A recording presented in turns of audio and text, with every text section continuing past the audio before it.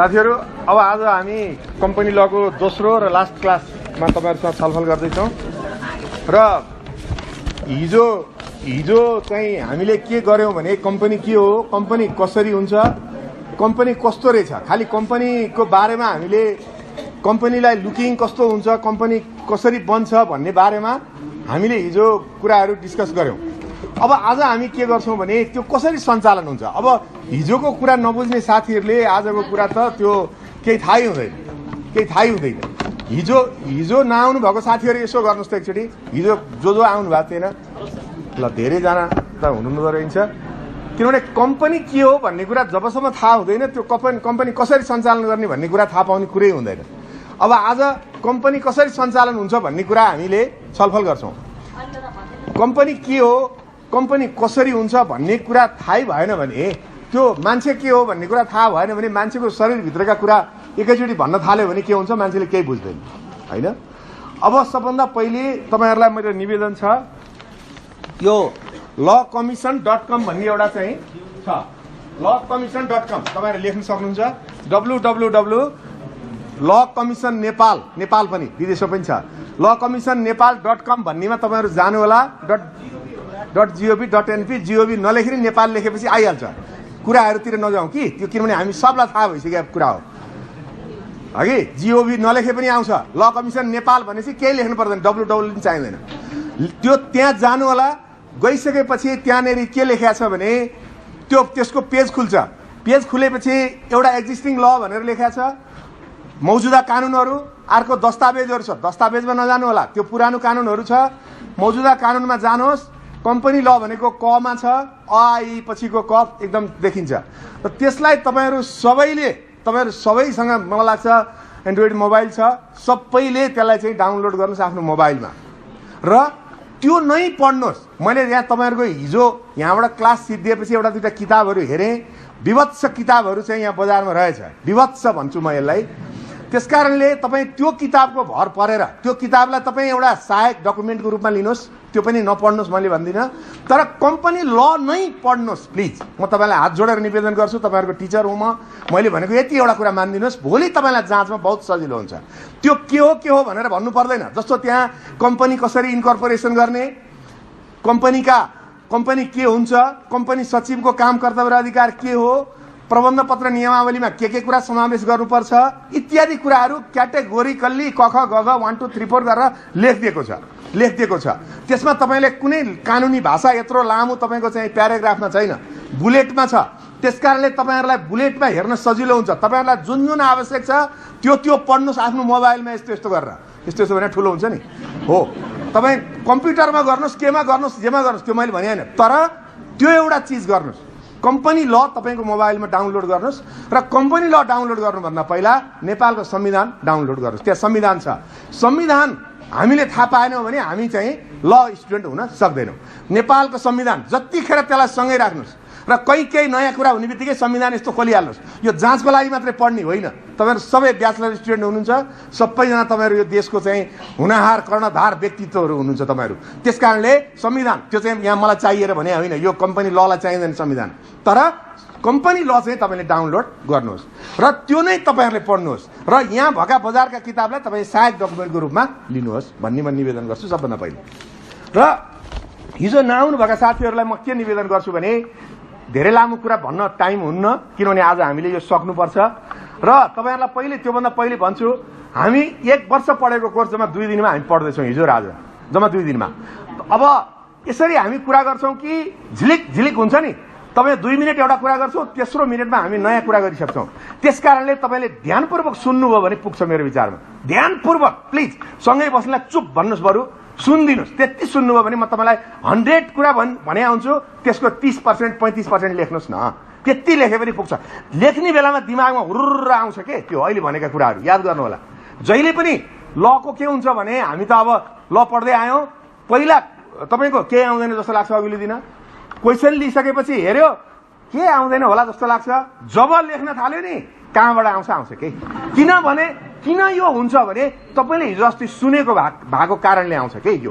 बुझ्नु भएन किनभने अरू जस्तो होइन अरू जस्तो तपाईको ठ्याक्कै टेक्निकल्ली म्याथ जस्तो साइन्स जस्तो अरू तपाईको कमर्सहरू जस्तो यसमा हुँदैन किनभने यसमा तपाईले आफ्ना कुराहरू पनि लेख्न सक्नुहुन्छ किनभने कतिपय कुराहरू तपाईको समाजमा घटेका घटनाहरूसँग रिलेटेड हुन्छ यो र यो कम्पनी ल चाहिँ स्पेसिफिक ल भएको हुनाले त्यो चाहिँ धेरै कुराहरू लेख्ने यसमा छैन जस्तो तपाईको पारिवारिक कानुनमा जस्तो अरू कानुनमा तपाईको धेरै कुराहरू लेख्न सकिन्छ यसमा सकिँदैन त्यसैले यो पढ्नै पर्छ पढ्नको लागि तपाईले कम्पनी ऐन 2063 एकचोटि पढ्नुहोस् भन्ने म निवेदन गर्छु टोटल पढ्न पर्दैन टाउको नदुखाउनुहोस् त्यहाँ हेर्नुहोस् तपाईहरुलाई बेसिक कुराहरू भनेको छ जे तपाईको कोर्समा छ त्यो मात्रै दफा पढ्नु होला त्यो भन्दा बढी नपढ्नु होला एउटा कुरा अर्को कुरा यहाँ के सुने मैले साथीहरुबाट भने दफा दफा दफा दफा व्हाट इज दफा हामीलाई त दफा चाहिँदैन अदालतमा बहस गर्दा दफा तपाईलाई कन्फर्म आउँछ दफा 81 मा तपाईको चाहिँ जरिवाना गर्ने व्यवस्था छ कम्पनीलाई दफा 81 मा कम्पनी ऐन 2063 को तर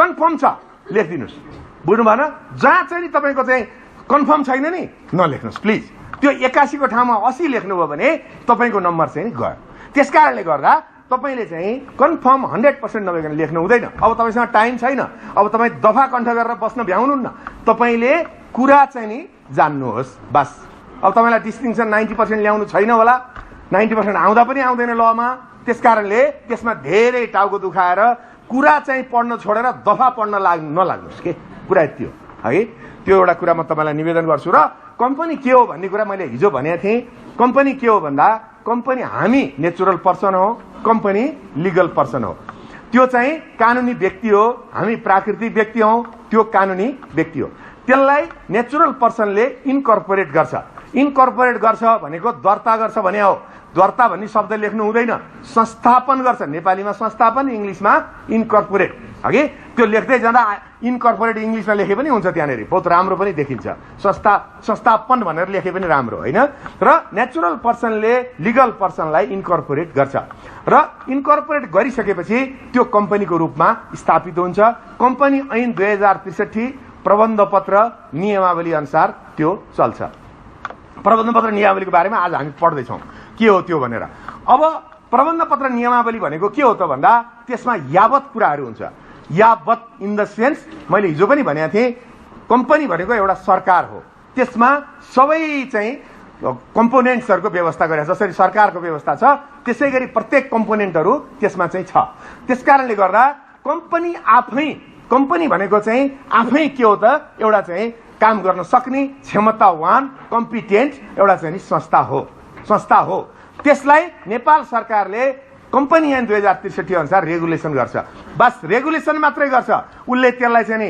हस्तक्षेप गर्न सक्दैन उले त्यहाँ भित्र चाहिँ कम्पनी ऐन भन्दा विपरीत गएर कुनै पनि कुराहरू गर्न सक्दैन त्यसमा आज हामीले यो भूमिनन्द विरुद्ध कम्पनी रजिस्ट्रार कार्यालय भन्ने जुन पहिलो नजिर छ त्यो नजिरमा के भनेको रहेछ भने तपाईको कहिल्यै पनि कम्पनी रजिस्ट्रार कार्यालयले कम्पनीलाई हस्तक्षेप गर्ने होइन निर्देशन दिने हो तर त्यो भन्दा बाहेक गर्यो भने उत्प्रेषणको आदेशद्वारा खारेज हुने ठहर्छ कम्पनी रजिस्ट्रार कार्यालयले दिएको आदेशलाई यो चाहिँ सर्वोच्च अदालतले खारेज गरेको देखियो त्यसकारणले गर्दा के हुन्छ त भन्दा कम्पनी ऐन अनुसार प्रबन्ध पत्र अनुसार नियमावली अनुसार कम्पनीहरु चल्छ जसरी हामी व्यक्ति तपाईको कुनै कानुन नियम त हामीलाई मान्नुपर्छ देशमा भएका कानुनमा गर्न नहुने कुराहरू गर्न हुँदैन भनिएको छ त्यस्तै गरी त्यो हामीलाई धेरै धेरै कानुनले बाँधेको छ त्यसैगरी कम्पनीलाई पनि केले बाँधेको छ कम्पनी ऐनले बाँधेको छ त्यसैगरी प्रबन्ध पत्र नियमावली बाँधेको छ त्यो भित्र रहेर सबै कुरा दाखिल खारेज भन्ने एउटा यस्तो वर्ड हो दाखिल खारेज भनेको यस्तो एउटा वर्ड हो धेरै महत्त्वपूर्ण वर्ड हो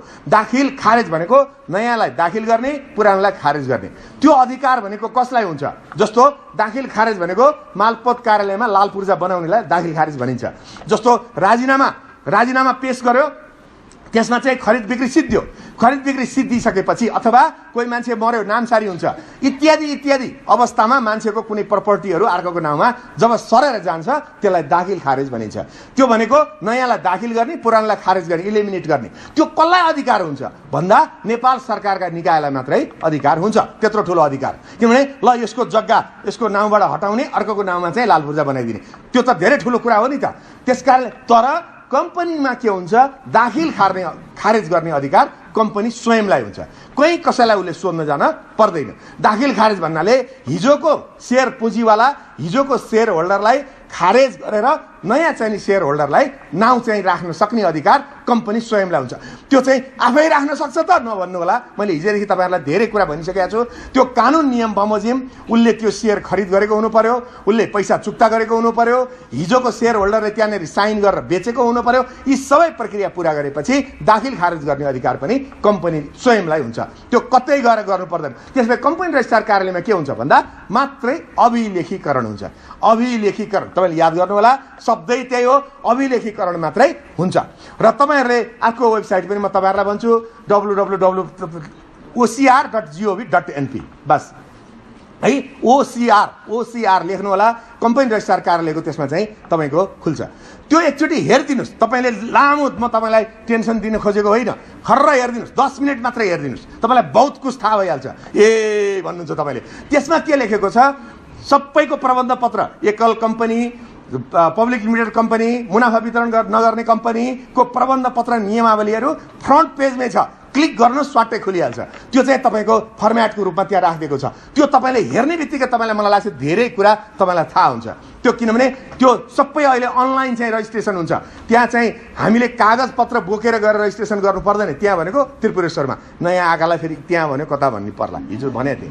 त्यहाँ भने त्रिपुरेश्वरमा छ कम्पनी रजिस्ट्रार कार्यालय। त्यहाँ चाहिँ के गर्नुपर्छ, हामीले स्क्यान गर्ने, पहिला कागजपत्र रेडी गर्ने, स्क्यान गर्ने, स्क्यान गरिसकेपछि त्यो ocr.gov.np मा जाने र त्यहाँ चाहिँ सिस्टमहरू छ, त्यो सिस्टममा हामीले अपलोड गर्ने। अपलोड गरिसकेपछि त्योभन्दा पहिले, सबभन्दा पहिला कम्पनी इन्कर्पोरेसन गर्नुभन्दा पहिले के गर्नुपर्छ, कम्पनीको नाम सबभन्दा पहिला नाम हो। र नाम चाहिँ के हुन्छ भन्दाखेरि, नाम चाहिँ के हुन्छ भन्दाखेरि तपाईँको पहिला त्यही www.ocr.gov.np मा के लेखेको छ भन्दाखेरि तपाईँको त्यहाँ एउटा सिस्टम छ, त्यो सिस्टममा जानुपर्छ र गइसकेपछि तपाईँलाई कुन नाउँ राख्न मन छ त्यहाँ तपाईँले नाउँ चाहिँ पठाउनुपर्छ त्यहाँ र उनीहरूले त्यो नाउँ ओके अथवा के हो भनेर उताबाट तपाईँलाई जानकारी आउँछ, अनलाइनमै आउँछ, तपाईँ त्यहाँ गएर सोध्नु पर्दैन, आउँछ। आइसकेपछि त्यो नाउँ तपाईँको रिजर्भ भयो। अब तपाईँ प्रबन्ध पत्र बनाउनुहोस्, नियमावली बनाउनुहोस्, सबै कागजपत्र बनाउनुहोस्, अनि फेरि तपाईँ अपलोड गर्नुहोस्। तपाईँको चाहिँ के भन्छ इमेल र तपाईँको चाहिँ त्यो पासवर्ड र दुइटै चाहिँ तपाईँले आफैले क्रिएट गर्ने हो। इमेल तपाईँको आफ्नै हो र पासवर्ड तपाईँले आफैले क्रिएट गर्ने हो। र त्यो चाहिँ त्यहाँ पठाइसकेपछि त्यसपछि तपाईँ हार्ड कपी बोकेर जानुपर्छ। पछि hard copy in the sense तपाईँले नागरिकता प्रमाणपत्र के चाहिन्छ म अहिले तपाईँहरूलाई बताउँछु। अनि त्यहाँ जब तपाईँहरू जानुहुन्छ कम्पनी रजिस्ट्रार कार्यालयमा गइसकेपछि अनि उसले दर्ता गर्ने काम गरेर तपाईँलाई चाहिँ प्रमाणपत्र दिन्छ। यसरी चाहिँ कम्पनी रजिस्ट्रार कार्यालयमा कम्पनी दर्ता गर्ने तरिका यसरी चाहिँ अहिले विकास भएको छ। र यसमा चाहिँ कम्पनी लमै लेखिएको छ, यो चाहिँ अनलाइनद्वारा गरिनेछ भनेर कम्पनी ऐन 2063 मै लेखिएको छ। र अन्ततिर जति अनलाइन होला नहोला कम्पनीमा चाहिँ अनलाइन सिस्टम छ। र त्यसपछि हामीहरू त्यसको प्रबन्ध पत्र नियमावली संशोधन गर्छौँ। जस्तो तपाईँको चाहिँ हामीले वार्षिक साधारण सभा गर्छौँ, कम्पनीको चाहिँ सञ्चालक समितिको बैठकहरू, विभिन्न कुराहरू हामीले कम्पनी रजिस्ट्रार कार्यालयमा पेश गरिरहनुपर्छ। त्यो किन गरे त त्यसो भए भन्नु होला तपाईँहरूले, अभिलेखीकरणको लागि पेश गरे, बस अभिलेखीकरणको लागि। तपाईँले कम्पनी लभन्दा विपरीत जानुभयो कि के भयो कि भनेर उसले वाच गर्छ, वाच डगको रूपमा उसले काम गर्छ। त्योभन्दा विपरीत तपाईँहरू जानुभयो यदि भनेदेखि उसले चाहिँ तपाईँलाई हेर्ने काम चाहिँ गर्छ। त्यस कारणले यो सबै कुराहरू चाहिँ अनि हामीले त्यहाँ चाहिँ पठाउँछौँ। अब यसपछि त्यही हो। अब तपाईँहरू नयाँ साथीहरू अब अलिकति भन्दै हुनुहुन्थ्यो, त्यति मात्रै म निवेदन गर्छु, यहाँभन्दा बढी अब हामीसँग टाइम हुँदैन। त्यस कारणले कम्पनी भनेको एउटा चाहिँ लिगल पर्सन हो, हामी नेचुरल पर्सन हो, धेरै ठुलो कन्फ्युज नहुनु होला। र कम्पनी भनेको एउटा व्यक्ति हो, कम्पनी भनेको एउटा पर्सन हो, कम्पनी भनेको एउटा व्यक्ति हो। त्यसलाई चाहिँ हामीले क्रिएट गरिसकेपछि, त्यसलाई संस्थापन गरिसकेपछि, त्यसलाई इन्कर्पोरेट गरिसकेपछि त्यसलाई चाहिँ नि मार्न पाइँदैन, त्यसको सम्पत्ति हामीले लिएर गएर खर्च गर्न पाइँदैन। गर्यो भने 2 वर्षसम्म कैद हुन्छ।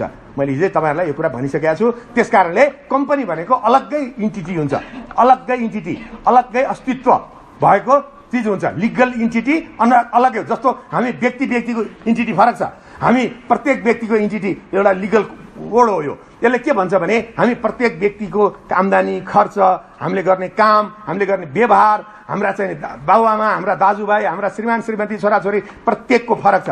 त्यस कारणले गर्दाखेरि यसै गरी प्रत्येक कम्पनीको पनि काम, कारबाही इत्यादि फरक हुन्छ र त्यो लिगल इन्टिटी फरक हुन्छ। अविछिन्न उत्तराधिकारवाला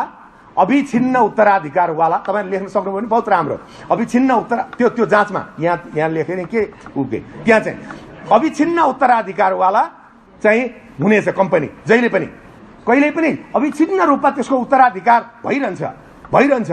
हगि र त्यो कानुनद्वारा संस्थापित हुन्छ र त्यो चाहिँ एउटा चाहिँ हामी व्यक्ति जस्तै हो, त्यसलाई चाहिँ मार्न पाइँदैन। मैले तपाईँलाई फेरि पटक पटक भनिरहेको छु। यो मैले किन भनिरहेको छु मार्न पाइँदैन भने तपाईँहरूले लेख्दाखेरि कम्पनी भनेको पनि एउटा पर्सन हो, त्यो पर्सनलाई हामीले चाहिँ इन्कर्पोरेट गरिसकेपछि त्यसलाई चाहिँ त्यसको पनि ज्यान नभए पनि कानुनी रूपमा त्यसको ज्यान हुन्छ र कानुनी रूपमा नै त्यसलाई हामीले व्यवहार गर्नुपर्छ। तर त्योसँग गर्ने व्यवहार हामीले गलत गर्यौं भने त्यसले हामीलाई के गर्छ, पनिशमेन्ट गर्छ। जस्तो तपाईको बैंक करप्सन भन्छ नि, बैंक करप्ट भन्छ। जस्तो बैंकमा तपाईको कसैले बदमाशी गर्यो, बैंकको सञ्चालकहरूले बदमाशी गर्यो भने बैंकले नै उसलाई मुद्दा लगाउँछ र ऊ चाहिँ तपाईको जेल जानुपर्ने हुन्छ। त्यसकारणले कम्पनी आफै एउटा सक्षम व्यक्ति हो, सक्षम लिगल व्यक्ति हो। तपाईहरुले यो कुरा बुझ्नु भएपछि बाँकी कुराहरु तपाईहरुले सजिलोसँग बुझ्दै जानुहुन्छ। त्यति कुरामा तपाईहरुले ख्याल गर्नु हुनेछ। प्री इन्कर्पोरेसन एग्रीमेन्ट्स हगे। अब तपाईहरुको यो हिजोको हामी जहाँ पुगेका थियौं त्योभन्दा पछिबाट म निवेदन गर्दैछु। हिजो हामी जहाँ पुगेका थियौं कोर्स अफ स्टडीमा त्योभन्दा पछिबाट म निवेदन गर्दैछु है। प्री इन्कर्पोरेसन एग्रीमेन्ट्स। अब यो चाहिँ कस्तो भने कुनै पनि कम्पनी खडा गर्नुभन्दा पहिले, कुनै पनि कम्पनी भन्ने बित्तिकै तपाईको दिमागमा के आउनु पर्यो? Private company, public limited company, मुनाफा वितरण नगर्ने कम्पनी। ठ्याक्क दिमागमा त्यसरी आएपछि इजी हुन्छ। त्यस्तो कम्पनी दर्ता गर्नुभन्दा पहिला प्री इन्कर्पोरेसन एग्रीमेन्ट्सहरु चाहिँ गरिन्छ। यो गर्नै पर्छ भन्ने अनिवार्य व्यवस्था छैन। यो भनेको के हो त भन्दा कम्पनी त दर्ता भए हुँदैन। पहिला के गर्नु पर्यो? मान्छेहरुलाई डाक्नु पर्यो। मान्छेहरु in the sense share holder जसले शेयर पुँजी चाहिँ कम्पनीमा हाल्छन् उनीहरुलाई बोलाउनु पर्यो र उनीहरुलाई बोलाइसकेपछि उनीहरुले एउटा एग्रीमेन्ट गर्न सक्छन्। एग्रीमेन्ट के भनेर गर्छन्? अब हामी कम्पनी खोल्छौं, एकजना बसेर कम्पनीको नाउँ यो राख्छौं, यो नाउँ कम्पनी रजिस्ट्रार कार्यालयले रिजेक्ट गर्यो भने अर्को नाउँ राख्छौं, त्यसपछि हामी यतिको पुँजी बनाउँछौं, त्यसमा चाहिँ यतिको दरले हामी शेयर पुँजी हाल्छौं, यो उद्देश्य हाम्रो हुन्छ, त्यसपछि हामी यसरी अगाडि बढ्छौं भनेर एउटा एग्रीमेन्ट उनीहरुको बीचमा हुन सक्छ। नत्र भने कम्पनीमा प्रबन्ध पत्र नियमावली बनाउनु भन्दा पहिले केही न केही कागज त चाहियो नि हो। त्यसकारणले यो र होइन अब हामी चाहिँ 7 जना, पब्लिक लिमिटेड कम्पनीलाई 7 जना, प्राइभेट लिमिटेड कम्पनीलाई 1 जना भए पनि भयो हैन, र चाहिँ अर्को मुनाफा वितरण नगर्ने कम्पनीलाई 5 जना। तर त्यति जना भइसकेपछि एग्रीमेन्ट गर्ने होइन, एकैचोटी चाहिँ वकिललाई बनाउन दिउँ प्रबन्ध पत्र नियमावली, ल फलानु वकिल भनेपछि उसले बनाएर ल्याइदिन्छ अनि पढ्यो सही गर्यो। त्यस्तो पनि चलन छ। एग्रीमेन्ट गर्नै पर्छ भन्ने व्यवस्था छैन। यदि गरिएको छ भने पार्ट एन्ड पार्सल हुन्छ। त्यो भनेको पार्ट एन्ड पार्सल भनेको कम्पनीको एउटा अभिन्न अङ्गको रूपमा रहन्छ पछिसम्म पनि। किनभने पहिला चाहिँ यसरी एग्रीमेन्ट भएर यो कम्पनी जन्मेको थियो भनेर पछिसम्म पनि रहन्छ। त्यो एग्रीमेन्ट अनुसारको काम कारबाहीहरू कम्पनीले पनि मान्नुपर्छ र गर्नु पनि पर्छ अघि। र त्यसमा के हुन्छ, जस्तो शेयर पुँजीहरू उठाइन्छ, त्यो शेयर पुँजी कसले जिम्मा लिने त? एकैचोटि बैंकमा खाता त हुँदैन। भनिसकेपछि शेयर पुँजी ठुलो पनि हुन सक्छ। धेरै ठुलो रकमको कम्पनी खोल्न थालेको छ भने त्यो कम्पनीमा पहिला त पैसा उठाउनु पर्यो नि हो। अनि त्यसपछि त्यो प्री एग्रीमेन्टमा के हुन्छ, यसको कोषाध्यक्षको काम चाहिँ फलानले गर्छ भनेर भनिन्छ र उसको खातामा लगाएर पैसा राखिन्छ, अथवा 2-3 जनाको नाममा लगाएर निजी खाता खोलेर पैसा राखिन्छ। यी सबै उद्देश्यको लागि प्री एग्रीमेन्ट गरिएको हुन्छ। र त्यसपछि अरू थप कुराहरू, भोलि अब कति दिनमा पैसा हाल्ने नहाल्ने कि नहाल्ने, नयाँ व्यक्ति आउन दिने कि नदिने, यी सबै कुराहरू कम्पनी खोल्दाखेरि प्री एग्रीमेन्टले त्यसलाई चाहिँ निर्धारण गर्छ। र त्यो चाहिँ तपाईहरुले के हुन्छ भने प्री एग्रीमेन्ट चाहिँ जब गरिसकेपछि अनि त्यहाँबाट कम्पनी खोल्नको लागि एउटा पूर्वाधार तयार हुन्छ र त्यो गर्नै पर्छ भन्ने व्यवस्था छैन है। त्यसैगरी कम्पनी प्रोस्पेक्टस, यो भनेको के हो भने कम्पनीहरुले प्रोस्पेक्टसहरु निकाल्छ। प्रोस्पेक्टस भनेको तपाईको विवरण पत्र, कम्पनीकोले निकाल्ने तपाईको त्यो एउटा चाहिँ कम्पनीको नाम हुन्छ र यो कम्पनी के हो, यसले कसरी गर्छ हैन, यसले के काम गर्छ। जस्तो कतिपय ठाउँमा तपाईँ जुनसुकै बैंकहरुमा जानुभयो भने एउटा कागज त्यहाँ राखिदिएको हुन्छ, फ्रीमा लिएर जानुस् भनेर राखिदिएको हुन्छ। त्यहाँ धेरै जसो बैंकमा छ त्यो प्रोस्पेक्टस हो, त्यसको त्यो लिनुहोस्, यो कम्पनी कुन लेभलमा छ, कसरी काम भइरहेछ भनेर लेखेको हुन्छ।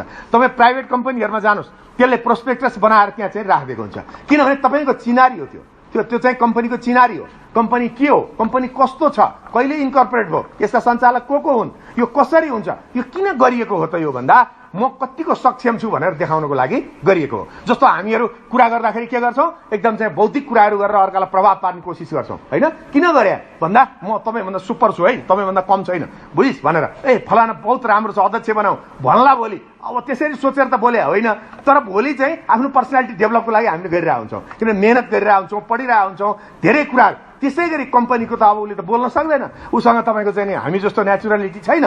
त्यसकारणले उसलाई हामीले बाहिर उजागर गर्नको लागि उसका के हो त कम्पनी भन्ने कुरा बाहिर सर्वसाधारणलाई जानकारी दिनुको लागि कम्पनी प्रोस्पेक्टस बनाइन्छ र यो बहुत जरुरी छ। र त्यो चाहिँ मान्छेले हेर्छ, हेरिसकेपछि भोलि सेयरका कुरा आउलान्, भोलि बैंक छ भने त्यसमा लिएर गएर निक्षेप राख्ने कुरा आउला होइन। जसै गरी तपाईँको अरू कम्पनी छ भनेदेखि त्यो कम्पनीसँग सर्वसाधारणले गर्ने रिलेसन प्रोस्पेक्टस हेरेर गर्छ, किनभने उसँग अरू चिजहरू हुँदैन। त्यसको लागि प्रोस्पेक्टसको व्यवस्था गरिएको हुन्छ र त्यसले चाहिँ के गर्छ, कम्पनीलाई अब त्यो झुट्टा कुरा त्यसमा लेखिनु हुँदैन। कतिपय ठाउँमा झुट्टा कुरा लेखेर पनि आएको छ। कम्पनी रजिस्ट्रार कार्यालयले हेर्नुपर्छ त्यो चाहिँ फेरि, अब त्यहाँ चाहिँ अब फेरि उसले हेर्नुपर्ने हुन्छ र त्यसका सञ्चालकहरूले हेर्नुपर्छ। साधारण सदस्यहरूले पनि त्यो हेर्ने अधिकार राख्दछन् र त्यो चाहिँ गलत छ यदि भने यो गलत छ, प्रोस्पेक्टसमा यस्तो आउनु हुँदैन थियो, किनभने कम्पनीको चाहिँ हेल्थ यस्तो छैन भनेर भन्नुपर्ने स्थिति हुन्छ। जस्तो खास गरेर तपाईँको जब सेयर खुल्छ नि कुनै पनि कम्पनीको, बैंकको खुल्छ, अरूको खुल्छ, खुलेको बेलामा त्यति बेला विवरण पत्र भनेर एउटा चाहिँ तपाईँको पत्रिकामा छापिन्छ। त्यो चाहिँ प्रोस्पेक्टस होइन, त्यो विवरण पत्र त्यो अर्कै चिज हो। त्यसमा 3 वर्षको ब्यालेन्स सिट हुन्छ र धेरै कुराहरू पत्रिकाको पुरा पेजभरि छापिएको हुन्छ र प्रोस्पेक्टसमा चाहिँ त्यो त्यति लेभलको कुराहरू चाहिँ हुँदैन, त्योभन्दा कम कुराहरू हुन्छ र त्यसले चाहिँ विभिन्न किसिमका ब्लफ कुराहरू हामी यस्ता छौँ त्यस्ता छौँ भनेर पैसा उठाउन सक्छ। त्यसकारणले त्यसरी गर्नु हुँदैन भन्ने सिद्धान्त छ र कम्पनी लले प्रोस्पेक्टसको तपाईँहरूले प्रोस्पेक्टस बनाउनुहोस् भनेको छ, अनिवार्यको व्यवस्था चाहिँ होइन। र प्रोस्पेक्टस बनाउँदाखेरि कम्पनीको हेल्थको बारेमा जानकारी हुन्छ र कम्पनी भन्ने बित्तिकै किन व्यक्तिले पैसा कमाउनुको लागि खोलेको चिज हो र उसले के गरी पैसा कमाउँछ, सर्वसाधारणले सपोर्ट गर्यो भने नै पैसा कमाउँछ, गरेन भने त पैसा कमाउँदैन। सर्वसाधारणले त्यो कम्पनीले उत्पादन गरेको चिज वस्तु किनिदियो भनेदेखि त्यो चाहिँ हुने हो। बैंक खुल्यो कम्पनीको नाममा भने पनि सेयर हालिदियो, भोलि गएर निक्षेप हाल्यो भने न त्यो चाहिँ बैंक चल्ने हो होइन र? होइन यो बैंक त कामै लाग्दैन, निक्षेप चाहिँ नहाल्ने हो भनेर भन्यो भने के हुन्छ? भनिसकेपछि के हुन्छ भने त्यो चाहिँ कम्पनी धराशयी हुन्छ। त्यसको लागि एउटा विश्वासको वातावरण सिर्जना गर्नको लागि प्रोस्पेक्टसको व्यवस्था गरिएको हो। Article and memorandum of association AOA MOA हगि प्रबन्ध पत्र नियमावली हेर्नुहोस् है। Article and memorandum of association भनेको article of association AOA article of association प्रबन्ध पत्र हगि एओए आर्टिकल अफ एसोसिएसन प्रबन्ध पत्र हगि आर्टिकल भनेछु मैले हगि आर्टिकल अफ एसोसिएसन नियमावली हो, मेमोरेन्डम प्रबन्ध पत्र। एओए नियमावली, आर्टिकल अफ एसोसिएसन नियमावली, कम्पनीको नियमावली। मेमोरेन्डम अफ एसोसिएसन एमओए त्यो चाहिँ प्रबन्ध पत्र, एमओए प्रबन्ध पत्र, एओए नियमावली। यो दुईटा के हो त यो भन्दाखेरि यो article of association memorandum of association नियमावली र प्रबन्ध पत्र के हो? यो दुईटा भन्दा पहिला कम्पनी दर्ता हामीले जब प्री एग्रिमेन्ट गर्छौं त्यसपछि हामीले यो तयार गर्नु पर्छ, अनिवार्य रूपमा यो तयार गर्नु पर्छ। र यसको चाहिँ के छ फर्मेट चाहिँ कम्पनी रजिस्ट्रार कार्यालय ocr.gov.np भने त्यहाँनेरि फर्मेट चाहिँ नै राखिदिएको छ दुईटै प्रबन्ध पत्रको फर्मेट पनि छ, एओए को पनि छ, मेमोरेन्डमको पनि छ, आर्टिकलको पनि छ, दुईटैको त्यहाँ चाहिँ नि राखिएको छ। अब तपाईले त्यसलाई धेरै तलमाथि गर्ने चाहिँ तपाईलाई अधिकार छैन, धेरै त्यसलाई चाहिँ तपाईको त्यो के भन्छ तलमाथि गर्न सक्नुहुन्न। तर तपाईले के कुरा तलमाथि गर्न सक्नुहुन्छ? शेयर पुँजी कति तपाईले शेयर पुँजी राख्ने हो, तपाईका उद्देश्यहरू के कुराहरू छन्, यी सब कुराहरू तपाईले त्यसलाई एमेन्डमेन्ट मतलब त्यसमा चाहिँ तपाईले अब ज्ञान भर्न सक्नुहुन्छ। अब को व्यक्ति त्यसको सञ्चालक हुन्छ, कति के हो इत्यादि तपाईले कति जनाको चाहिँ सञ्चालक समिति बनाउनुहुन्छ। सञ्चालक समिति जहिले पनि 11 जना भन्दा बढी हुँदैन कम्पनीमा साथीहरु, 11 जना भन्दा बढी हुँदैन हगि। र चाहिँ त्यसमा के छ भने अब यी सबै कुराहरू तपाईले त्यसमा त्यो फिल इन द ब्ल्याङ्क्स भन्छ नि तपाईले भर्नु पर्यो हगि। त्यो फर्मेट भन्दा बाहेक चाहिँ जाने तपाईलाई अधिकार छैन, प्रबन्ध पत्र मेमोरेन्डममा पनि छैन, आर्टिकलमा पनि छैन हगि। र त्यो चाहिँ तपाईले मेमोरेन्डम र आर्टिकल तयार गर्नु पर्छ र त्यसमा के लेखिन्छ जस्तो मेमोरेन्डम सबभन्दा पहिले मेमोरेन्डम भनेको प्रबन्ध पत्र मेमोरेन्डममा चाहिँ के हुन्छ कम्पनीको नाम हुन्छ त्यो तपाईको अघि मैले भने नि कम्पनी ऐन 2063 मा जानु बित्तिकै तपाईले त्यहाँ प्रबन्ध पत्रमा देखाएका कुराहरू हुनुपर्छ। 1 2 3 4 क्याटेगोरीले लेखिदिएको छ, त्यो नै तपाईले पढ्नुस् है, त्यो बजार किताबमा होइन प्लिज। त्यहाँ त तपाईको नियमावलीको पनि प्रबन्ध पत्रमा हालेर छ, प्रबन्ध पत्र पनि नियमावलीमा हालेर छ।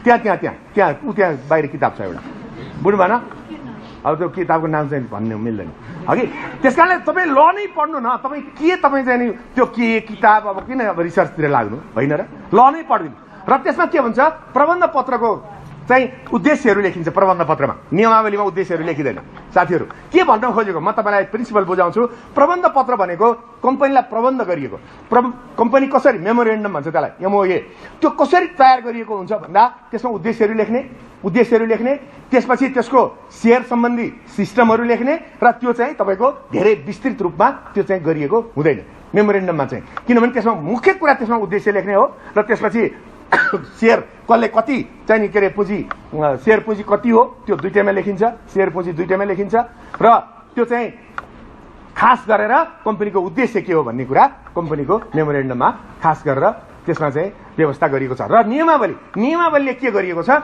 कसरी सञ्चालन गर्ने त्यसमा सञ्चालक समिति कतिजनाको हुन्छ साधारण सभा कसरी बोलाउने हैन त्यसमा चाहिँ प्रबन्ध सञ्चालकको काम कर्तव्य र अधिकार के हुन्छ सञ्चालक समितिले कसरी काम गर्छ यद्यपि कम्पनी लसँग त्यो बाजिनु हुँदैन कम्पनी ऐन 2063 सँग त्यो बाजिनु हुँदैन अल्ट्रा भाइरस हुन्छ अल्ट्रा भाइरस पनि तपाईहरुले थाहा पाउनुपर्छ यहाँ कहिले कहिले तपाईहरुको अल्ट्रा भाइरस पनि आएको देखियो अल्ट्रा भाइरस भनेको के हो भने नेपालको संविधान अहिलेको नेपालको संविधानमा धारा 133 मा के लेखिएको छ भने धारा 133 मा कुनै पनि कानुन यो संविधानसँग बाजिएमा यो संविधानसँग बाजिएमा त्यो चाहिँ के हुन्छ नुल एन्ड भोइड हुन्छ त्यसलाई भोइड गर्न सक्छ कसले सर्वोच्च अदालतले गर्न सक्छ भनेर लेखिएको छ त्यसलाई अल्ट्रा भाइरस भनिन्छ अल्ट्रा भाइरस भनेको के हो भने संविधानमा लेखिएको भन्दा बाहेक कुराहरू लेखेर कसैले कानुन बनायो कसैले ऐन बनायो कसैले नियमावली बनायो भनेदेखि के हुन्छ त्यो खारेज हुन्छ त्यसैगरी यसमा अल्ट्रा भाइरस के हो त यो कम्पनी ऐनमा अल्ट्रा भाइरस भनेको भने कम्पनी ऐन भन्दा विपरीत गएर कम्पनी ऐन 2063 भन्दा विपरीत गएर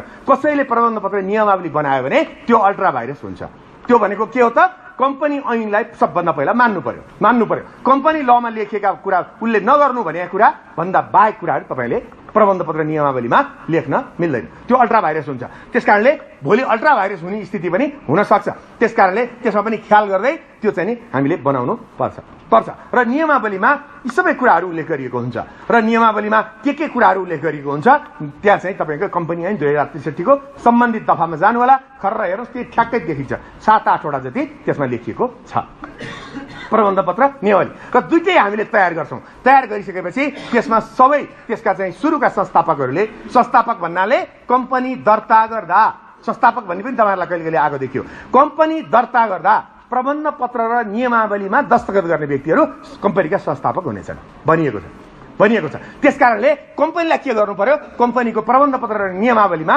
पुरै फर्स्ट पेजको माथि सही गर्नु भएन नत्र भने तल अनि सेकेन्ड पेजको तलमाथि अनि लास्टमा गएर एउटा ल्याप्चे लगाउने ठाउँ पनि छ त्यो चाहिँ तपाईको एउटा थम्ब चाहिँ दाहिने हातको त्यहाँ चाहिँ लगाउनु पर्ने ठाउँ छ र चाहिँ यो मेरो अगाडि सही गरे आयो भनेर एकजना साक्षी पनि चाहिन्छ र त्यो चाहिँ दुईटैमा प्रबन्ध पत्र नियमावली त्यसरी तयार गरिन्छ र तयार गरिसकेपछि त्यसलाई अनि हामीले स्क्यान गरेर ocr.gov.np मा पठाउँछौं त्यो चाहिँ हामीले हिजो अस्ति नै त्यहाँ के लिइसकेका छ हामीले नाम लिइसकेका छ हो त्यही नाउँ चाहिँ हामीले तयार गरेर हामी त्यहाँ पठाउँछौं र त्यसको प्रक्रिया अगाडि बढ्छ र त्यसमा अब प्रबन्ध पत्र र नियमावली त्यहाँ चाहिँ नि पठाउँदाखेरि इन्कर्पोरेसन गर्दाखेरि के कागजातहरू आवश्यक पर्छ के कागजातहरू चाहिन्छ भन्ने कुरा म तपाईहरुलाई बताउँछु के कागजातहरू आवश्यकता पर्छ त भन्दा सबभन्दा पहिला तपाईले प्री एग्रीमेन्ट गर्नु भएको छ भने प्री एग्रीमेन्टको कागजहरू चाहियो है प्री एग्रीमेन्टको कागजहरू चाहियो तपाईले गर्नु भएको छ त्यो भनेदेखि अनि प्रबन्ध पत्र र नियमावली दुईटै चाहियो ठीक छ र एकल कम्पनी छ यदि भने चाहिँ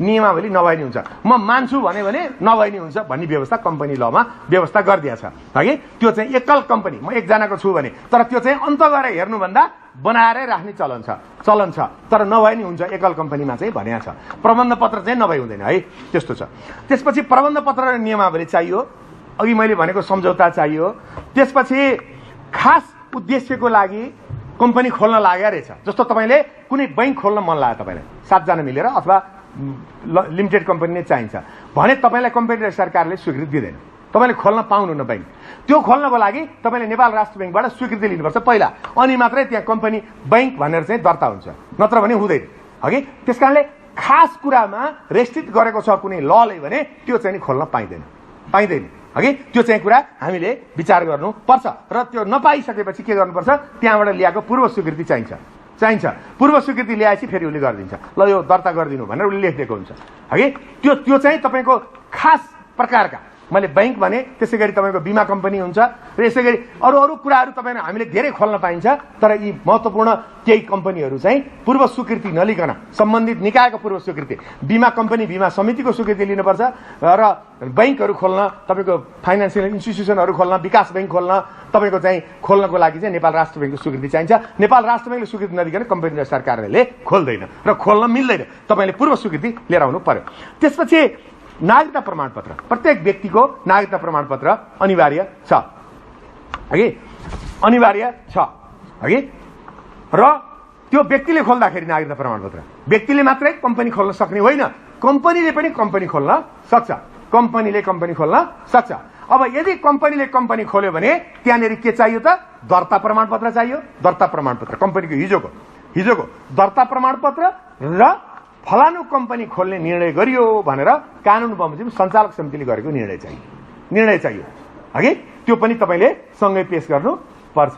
कम्पनी व्यक्तिले खोल्दा नागरिकता प्रमाणपत्र, कम्पनीले कम्पनी खोल्दा चाहिँ कम्पनीको दर्ता प्रमाणपत्र लगायतका कागजातहरू र तपाईँको चाहिँ के छ भनेदेखि त्यो निर्णय त्यो चाहिँ तपाईँको चाहिन्छ। अब तपाईँको चाहिँ विदेशीहरूले आएर नेपालमा कम्पनी कसरी खोल्न सक्छ? विदेशी हगि, विदेशी कम्पनी होइन, विदेशी कम्पनी र विदेशीले नेपालमा आएर कम्पनी खोल्ने दुईटा फरक कुरा छ है साथीहरू। त तपाईँले क्वेसनमा याद गर्नु होला, मैले यहाँ देखेँ कहिले के देखेँ, विदेशी कम्पनी भनेर लेखा रहेछ। विदेशी कम्पनी भनेको कम्पनी नै विदेशी, कुरो बुझ्नु भएन? कन्फ्युज त्यस्तो ठुलो हुनु पर्दैन। कम्पनी नै विदेशी, नेपालमा आएर स्वीकृति लिएर काम गरेको कम्पनी विदेशी छ र नेपालमा चाहिँ आएर काम गरेको छ। तपाईँको जस्तो कोका कोला कम्पनीले नेपालमा चाहिँ तपाईँको चाहिँ खोल्यो यदि भने त्यो चाहिँ कम्पनी विदेशी हो हगि। तर यद्यपि कोका कोला कम्पनी नेपालकै कम्पनी हो। त्यो नेपाल स्ट्यान्डर्ड चार्टर बैंक नेपालकै कम्पनी हो, विदेशी कम्पनी होइन। त्यो चाहिँ standard charter bank world wide bank हो। तर चाहिँ के छ नि, यो बैंक चाहिँ नेपालकै ल अनुसार नेपालमै कम्पनी दर्ता गरेको छ। बहुराष्ट्रिय कम्पनीहरू पनि हुन्छ। बहुराष्ट्रिय कम्पनीहरू जुन चाहिँ तपाईँको कहीँ दर्ता छ, बहुराष्ट्रिय कम्पनी जस्तो कोलगेट तपाईँको नेपालमै दर्ता छ। जस्तो तपाईँको त्यो के भन्छ त्यो छ नि हेटौँडाको त्यो एउटा पेस्टवाला डाबर पनि लगायत, अब यिनीहरू पनि तपाईँको नेपालमै कम्पनीको रूपमा दर्ता गरेका छन्। तर कतिपय कम्पनीहरू विदेशी कम्पनीको ब्रान्चको रूपमा नेपालमा दर्ता गर्छन्, त्यसलाई विदेशी कम्पनी भनिन्छ। तर तपाईँको चाहिँ अघि मैले भने नि यी बैंकहरू जसमा विदेशीहरू आएर चाहिँ तपाईँको खोल्छन् तिनीहरू चाहिँ नेपाली नै कम्पनी हो, तर विदेशीले आएर खोल्ने। र त्यो विदेशीले आएर नेपालमा कम्पनी खोल्न सबभन्दा पहिला एफडीआई गर्नुपर्छ। एफडीआई भनेको फरेन डाइरेक्ट इन्भेस्टमेन्ट, ठिक छ? एफडीआई त्यो भनेको के छ भने वैदेशिक लगानी, यसको नेपाली वैदेशिक लगानी मात्रै छ। एफडीआई त्यो उद्योग विभाग त्रिपुरेश्वरमा एफडीआई गरिन्छ। एफडीआई गर्दा कुनै विदेशीले के गर्नुपर्छ, उसले आफ्ना यावत कागजातहरू उसले तयार गर्नुपर्छ। र अहिले नेपालमा 50,000 डलर भन्दा थोरै पैसा चाहिँ लगानी गर्न पाइँदैन विदेशीले। र त्यो चाहिँ उसले चाहिँ त्यहाँबाट स्वीकृति लिएको हुनुपर्छ। यो तपाईँको कम्पनी दर्ता गर्न जाँदा, विदेशीले कम्पनी खोल्न जाँदा, मैले भने नि नागरिकता त हुँदैन, उसको त पासपोर्ट होला अरू हुन्छ, उसले चाहिँ कम्पनी खोल्नको लागि एफडीआई स्वीकृति लिएको हुनुपर्छ। बुझ्नुभयो? एफडीआई स्वीकृति लिएको हुनुपर्छ। जस्तो तपाईँलाई क्वेसन के आउला, तपाईँको विदेशीले नेपालमा के भने कम्पनी दर्ता गर्ने, विदेशीको नेपालमा कम्पनी भनेर आयो भने के छ, पहिला एफडीआई स्वीकृत गरेपछि मात्रै उसले कम्पनी खोल्न पाउँछ। एफडीआई स्वीकृत नभइकन कम्पनी रजिस्ट्रार कार्यालयले कम्पनी खोल्दैन है। त्यसै गरी विदेशी कम्पनी भए दर्ता प्रमाणपत्र र स्वीकृत। अब विदेशी कम्पनीले नेपालमा चाहिँ तपाईँको चाहिँ शाखा खोल्ने भयो अथवा विदेशी कम्पनीको रूपमा नेपालमा दर्ता गर्ने भयो भने त्यसको विदेशमा दर्ता भएको, यो अर्कै कुरा है, यो एफडीआई फरक कुरा हो साथीहरू, फेरि त्यसमा लएर नजोड्नु होला। एफडीआई उसले खोल्ने नयाँ कम्पनी हो र विदेशीले कम्पनी नेपालमा खोल्दा चाहिँ उसले जहाँ खोल्या छ त्यसको दर्ता प्रमाणपत्र, त्यो देशको दर्ता प्रमाणपत्र र त्यो कम्पनीले विदेशमा गएर पनि कम्पनी खोल्न पाउँछ भनेर त्यसको त्यहाँको ल पनि हुनु पर्यो। फेरि अब त्यसको लले चाहिँ विदेशमा खोल्न पाउँछ भनेको छैन, हामी त्यसलाई स्वीकृति चाहिँ दिँदैनौँ। र चाहिँ अनि उसले त्यहाँ उसले सञ्चालक समितिले निर्णय गरेको र यसमा चाहिँ नेपालमा कम्पनी खोल्नको लागि उसले चाहिँ डिसिजन गरेका कागजहरू आवश्यक पर्छ।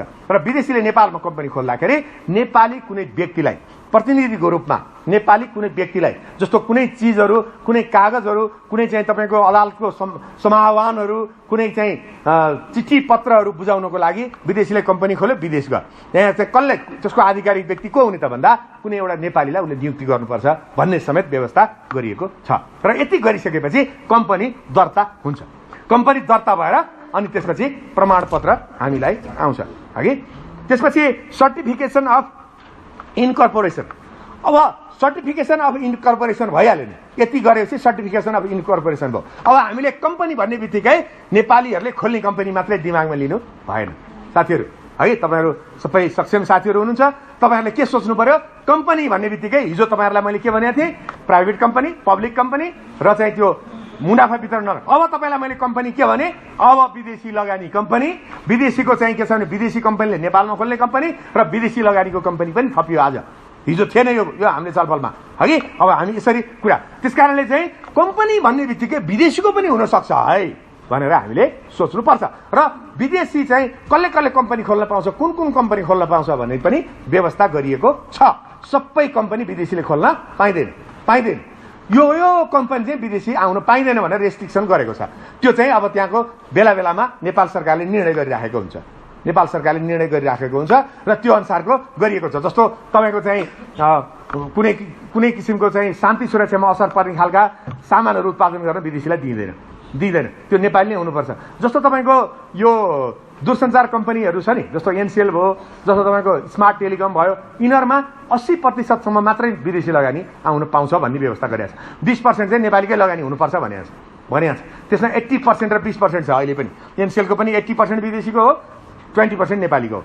त्यसकारणले यसरी पनि त्यो गरिएको हुन्छ। कम्पनी कसैमा 100% लगानी गर्न पाउने, कसैमा चाहिँ 80%, कसैमा कति, कसैमा त्यस्तो खालको व्यवस्था पनि गरिएको हुन्छ।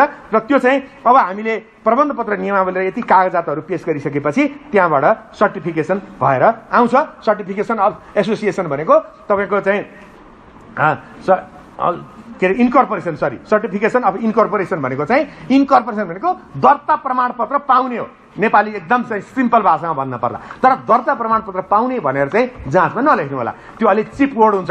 यो चाहिँ तपाईको कम्पनी लको लागि तपाईले संस्थापना गरी कम्पनीबाट प्रमाणपत्र प्राप्त गरिनेछ, इन्कर्पोरेसन गरी कम्पनी के अरे प्रमाणपत्र प्राप्त गरिनेछ भनेर लेखिदिनुस् त। हो, इन्कर्पोरेसन कस्तो राम्रो वडा आयो भन्ने हुन्छ के त्यस्तो कुराहरू। त्यसकारणले त्यो चाहिँ याद गर्नु होला। अब तपाईको मेम्बरशिप। अब मेम्बरशिप भने चाहिँ के भने? मेम्बरशिप भनेको कम्पनीको मेम्बरशिप भनेको को हुन्छ त भन्दा त्यसका शेयर होल्डर्सहरू त्यसका मेम्बर हुन्छन्। जस्तो तपाईँ हामीलाई थाहा छ नि, सिडिओ कार्यालयमा संस्था दर्ता गर्दाको मेम्बरशिप को हुन्छ? कोही व्यक्ति पनि हुन पाउँछ भनेर त्यहाँ व्यवस्था गरिएको हुन्छ हैन। त्यसमा केही पैसा पनि हाल्नु पर्दैन, नागरिकता प्रमाणपत्र लिएर गएपछि हुन्छ। तर यहाँ चाहिँ के हुन्छ? मेम्बरशिप हुनको लागि त्यसमा चाहिँ तपाईले शेयर पुँजी चाहिँ अनिवार्य रूपमा राखेको हुनु पर्यो र कम्पनीको लिगल त्यहाँको चाहिँ कानुन बमोजिमको कम्पनी प्रबन्ध पत्र नियमावली तपाईको चाहिँ त्यो कम्पनी ऐन अनुसारको तपाईले चाहिँ गरेको हुनु पर्यो हैन। तर त्यो छ। र तपाईलाई म भन्छु केही कुराहरू बुझिएन यदि भने अब नयाँ कुरा चाहिँ बुझिएला भन्ने अलिकति ख्याल गर्नु होला। मलाई हिजोदेखि तपाईहरुलाई हेरिरहेको छु 60% साथीहरू हिजो र आज 2 दिन पढेपछि यो विषय पास गर्नु तपाईहरुले 60, बाँकी 40 मा मलाई के लागिरहेछ 10% साथीहरूले त नरवा कुञ्जरवा धेरै कम थाहा छ। अघि 30% साथीहरू कोसिसमा हुनुहुन्छ।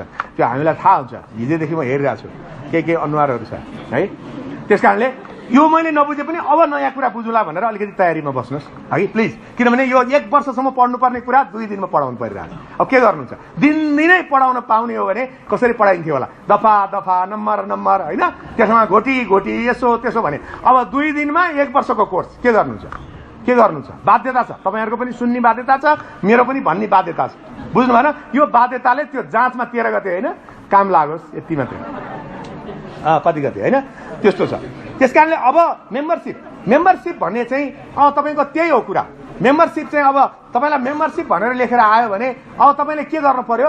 अब सदस्य संख्या कति हुने भयो?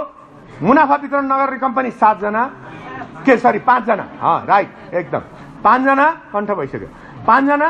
त्यसैगरी तपाईको चाहिँ पब्लिक लिमिटेड कम्पनी 7 जना, त्यसैगरी प्राइभेट लिमिटेड कम्पनी 1 जना, 101 भन्दा बढी हुनु हुँदैन भनेको छ है माथि। त्यसकारणले अब यो मेम्बरशिप चाहिँ त्योभन्दा बाहेक चाहिँ मान्छेहरूले चाहिँ आउन पाइँदैन है भन्ने कुरा त्यसमा उल्लेख गर्दै तपाईले यो कुरा त लेख्नै पर्छ मेम्बरशिप भनेर आयो भने। र त्यसको चाहिँ के अरे मेम्बर हुनको लागि यो के हुनुपर्छ? जस्तो कुनै कम्पनीमा के हुन्छ तपाईको भने 1000 शेयर भन्दा घटी चाहिँ किन्न पाइने छैन भनेर रेस्ट्रिक्सन गरेको हुन्छ प्राइभेट कम्पनीहरुमा हगि र तपाईको त्यसैगरी बैंकको तपाईको संस्थापक शेयर होल्डर हुनलाई तपाईको चाहिँ यति अनिवार्य रूपमा राख्नुपर्छ भन्ने व्यवस्था पनि गरिएको छ अब त्यसमा तपाईको के हुन्छ त्यो मेम्बरशिप भनेर लिन त तपाईलाई मन लागिरहेछ पैसा छैन भने पाइदैन त्यसकारण तपाईले के लेख्न सक्नुहुन्छ मेम्बरशिप भन्ने बित्तिकै हामीहरूले रमाइलो तरिकाले कुनै कम्पनीको मेम्बर हुन सक्दैनौं कम्पनी भनेको पैसा कमाउनको लागि खडा गरिएको पैसा नहालिकन कम्पनीको मेम्बर हुन सकिदैन त्यसकारणले पहिलो आवश्यकता पैसा हो दुमडी रकम क्याश भनेर लेख्न सक्नुहुन्छ त्यो चाहिँ त हुने नै भयो नि त हैन त्यसकारणले मेम्बरशिपमा हामीहरू यसरी कुराहरू गर्छौं अब यसैगरी शेयर्स टाइप्स तपाईको अलटमेन्ट एन्ड ट्रान्सफर अब शेयर त्यही शेयर जो सदस्य थिए तिनीहरुको शेयर छ हगि शेयर भन्ने बित्तिकै तपाईको दिमागमा के आउनु पर्यो शेयर होल्डर भनेको कुनै व्यक्ति दुई हात नाक भएको मान्छे मात्रै हुन्छ भन्ने कुरा दिमागबाट हटाउनु पर्यो सबभन्दा पहिले शेयर भन्ने बित्तिकै कम्पनीले पनि लिएको होला व्यक्तिले पनि लिएको होला शेयर होल्डर जो पनि हुन सक्छ हामीले हिजैदेखि पढिरहेछौं ठीक छ हो शेयर्स भनेको के हो त भन्दा शेयर होल्डर्स तपाईको चाहिँ शेयर चाहिँ टोटल कम्पनीको पुँजी यति हुनेछ त्यसको तत्काल जारी पुँजी यति हुनेछ र चुक्ता पुँजी यति हुनेछ भनेर लेखिएको हुन्छ त्यो भने के भन्दा कसैले 1 अरबको कम्पनी खोल्यो भने 1 अरब त्यसको क्यापिटल हुनेछ तत्काल जारी पुँजी 80 करोड हुनेछ चुक्ता पुँजी 50 करोड हुनेछ त्यो भने के भने कम्पनी चाहिँ 1 अरबकै हो 80 करोड चाहिँ हामी कुनै पनि बेला कसै न कसैलाई हामी बेच्न सक्छौं 80 करोड चाहिँ तर अहिले तत्काल चाहिँ 50 करोड मात्रै आछ है कम्पनीमा भन्न खोज्या बुझ्नु भएन त्यसलाई चाहिँ शेयर भनिन्छ त्यसकारणले त्यो शेयर चाहिँ के हुन्छ त त्यो शेयर मतलब 100% यतिसम्मको कम्पनी हुन सक्छ त्यसको चाहिँ भोलि जारी पुँजी चाहिँ यतिको हुन्छ र अहिले तत्काल जारी चाहिँ यतिको हुन्छ भनेर तीनटा क्याटेगोरी राखिएको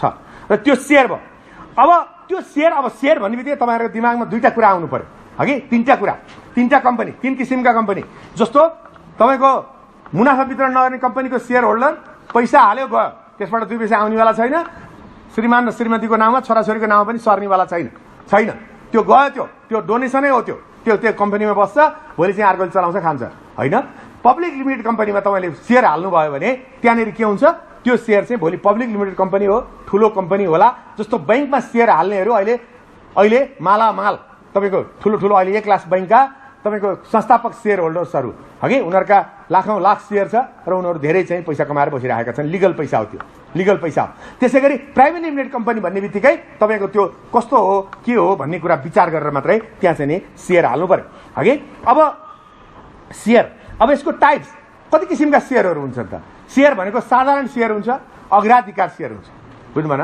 अग्राधिकार शेयर जस्तो तपाईको सिम्पल शेयर भनेको चाहिँ तपाईको चाहिँ साधारण शेयर जस्तो खास गरेर पब्लिक लिमिटेड कम्पनीमा यो प्रचलन छ यो चाहिँ प्राइभेट लिमिटेड कम्पनीमा हुँदैन प्राइभेट लिमिटेड कम्पनीमा चाहिँ के हुन्छ र त्यो मुनाफा वितरण नगर्ने कम्पनीमा एकै किसिमका शेयरहरु हुन्छन् त्यसमा चाहिँ तपाईको अग्राधिकार शेयर अरु शेयरहरुको व्यवस्था गरिएको हुँदैन पब्लिक लिमिटेड कम्पनीमा चाहिँ तपाईहरुले पढ्ने खास गरेर तपाईहरुको कोर्स हेर्दा पब्लिक लिमिटेड कम्पनीलाई नै बढी फोकस गरेको देखिन्छ तपाईको कोर्सले र यसले के भन्छ भने तपाईको चाहिँ कुनै शेयर तपाईले बैंकको लिनु भएको छ बैंकलाई धेरै पुँजीको आवश्यकता पर्यो भने तपाईलाई के गर्छ तपाईलाई चाहिँ तपाईको 100 वटा शेयर छ अब 50 को दरले थप दिने निर्णय गरिदिन्छ तपाईलाई अब तपाईको 150 शेयर भयो हिजो तपाईले 100 किन्नु भएको थियो अहिले 150 अब बाहिर जनताले चाहिँ किन्न पाइदैन त्यो तपाईँ शेयर होल्डरले मात्रै किन्न पाइन्छ बुझ्नु भएन यस किसिमका शेयरहरु हुन्छ यसको अलटमेन्ट भनेको यसको चाहिँ तपाईको बाँडफाँड शेयरको बाँडफाँड कसरी गरिन्छ 3 महिना भित्र गरिसक्नुपर्छ भन्ने कानुनी व्यवस्था छ त्यो भनेको के हो भन्दा कुनै कम्पनीले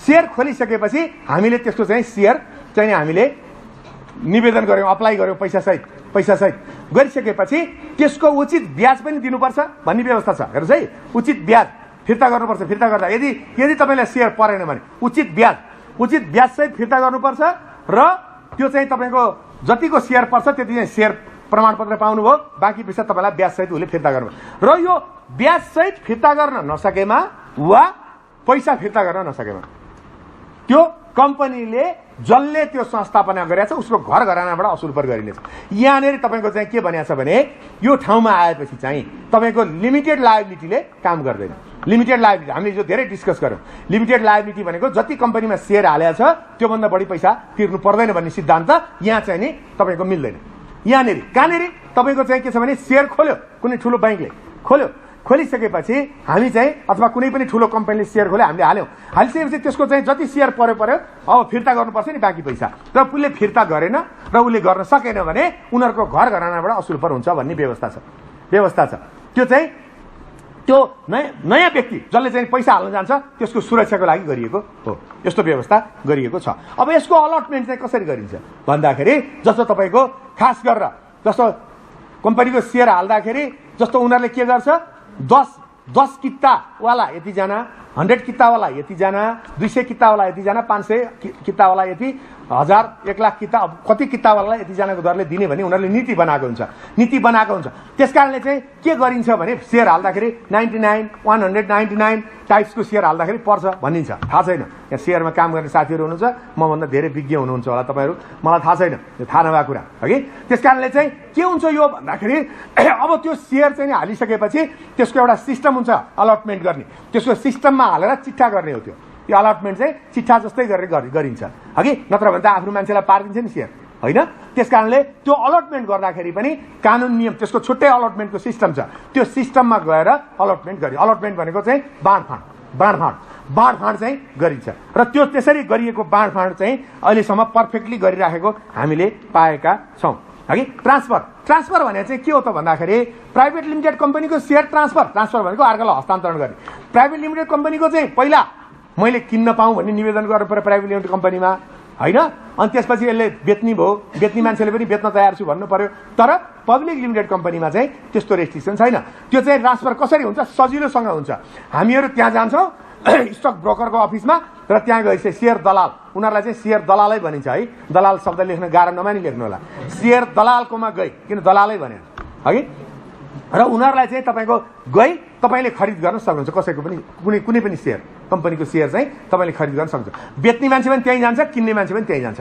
भनेपछि त्यहाँनेरि चाहिँ ट्रान्सफर चाहिँ त्यही तपाईको दलाल अफिसबाटै हुन्छ तपाईको त्यहाँ केही गर्नु पर्दैन किनभने कम्पनी आफै सक्षम चाहिँ के अरे पर्सनालिटी हो मैले अघि भने अहिले आउँदैछ हगि र त्यहाँ चाहिँ के छ भने उसले सबै अधिकारहरू चाहिँ स्टक ब्रोकरलाई दिएको छ स्टक ब्रोकरले त्यो गरिदिन्छ तपाईलाई प्रमाणपत्र तपाईले पाइहाल्नुहुन्छ आनन्दले तपाई कहीँ जान पर्दैन सरकारी अड्डामा धाइरहनु पर्दैन है त्यस्तो व्यवस्था गरिएको छ है स्टक यो डिभेन्चर एन्ड स्टक अब डिभेन्चर भनेको चाहिँ ऋणपत्र भनेको चाहिँ कस्तो भने कसैले ऋणपत्र चाहिँ जसले जस्तो ऋणपत्र जारी गर्छ नि जस्तो ऋणपत्र ल तपाईहरु चाहिँ आउनुहोस् है मैले चाहिँ यतिको ऋणपत्र किनभने मान्छेलाई ऋण जस्तो कम्पनीलाई लोन चाहियो म त पैसा चाहियो पुगेन भने उले ऋणपत्र जारी गर्छ ऋणपत्र जारी गर्दा के रेस्ट्रिक्सन छ भने कम्पनी चाहिँ सक्षम कम्पनी हुनुपर्छ त्यो ऋणपत्र जारी गर्ने क्षमता हुनुपर्छ उसको चाहिँ शेयर पुँजीको सर्टेन पर्सेन्ट तोकिएको छ त्यो भन्दा बढी तपाईको चाहिँ ऋणपत्र जारी गर्न सक्दैन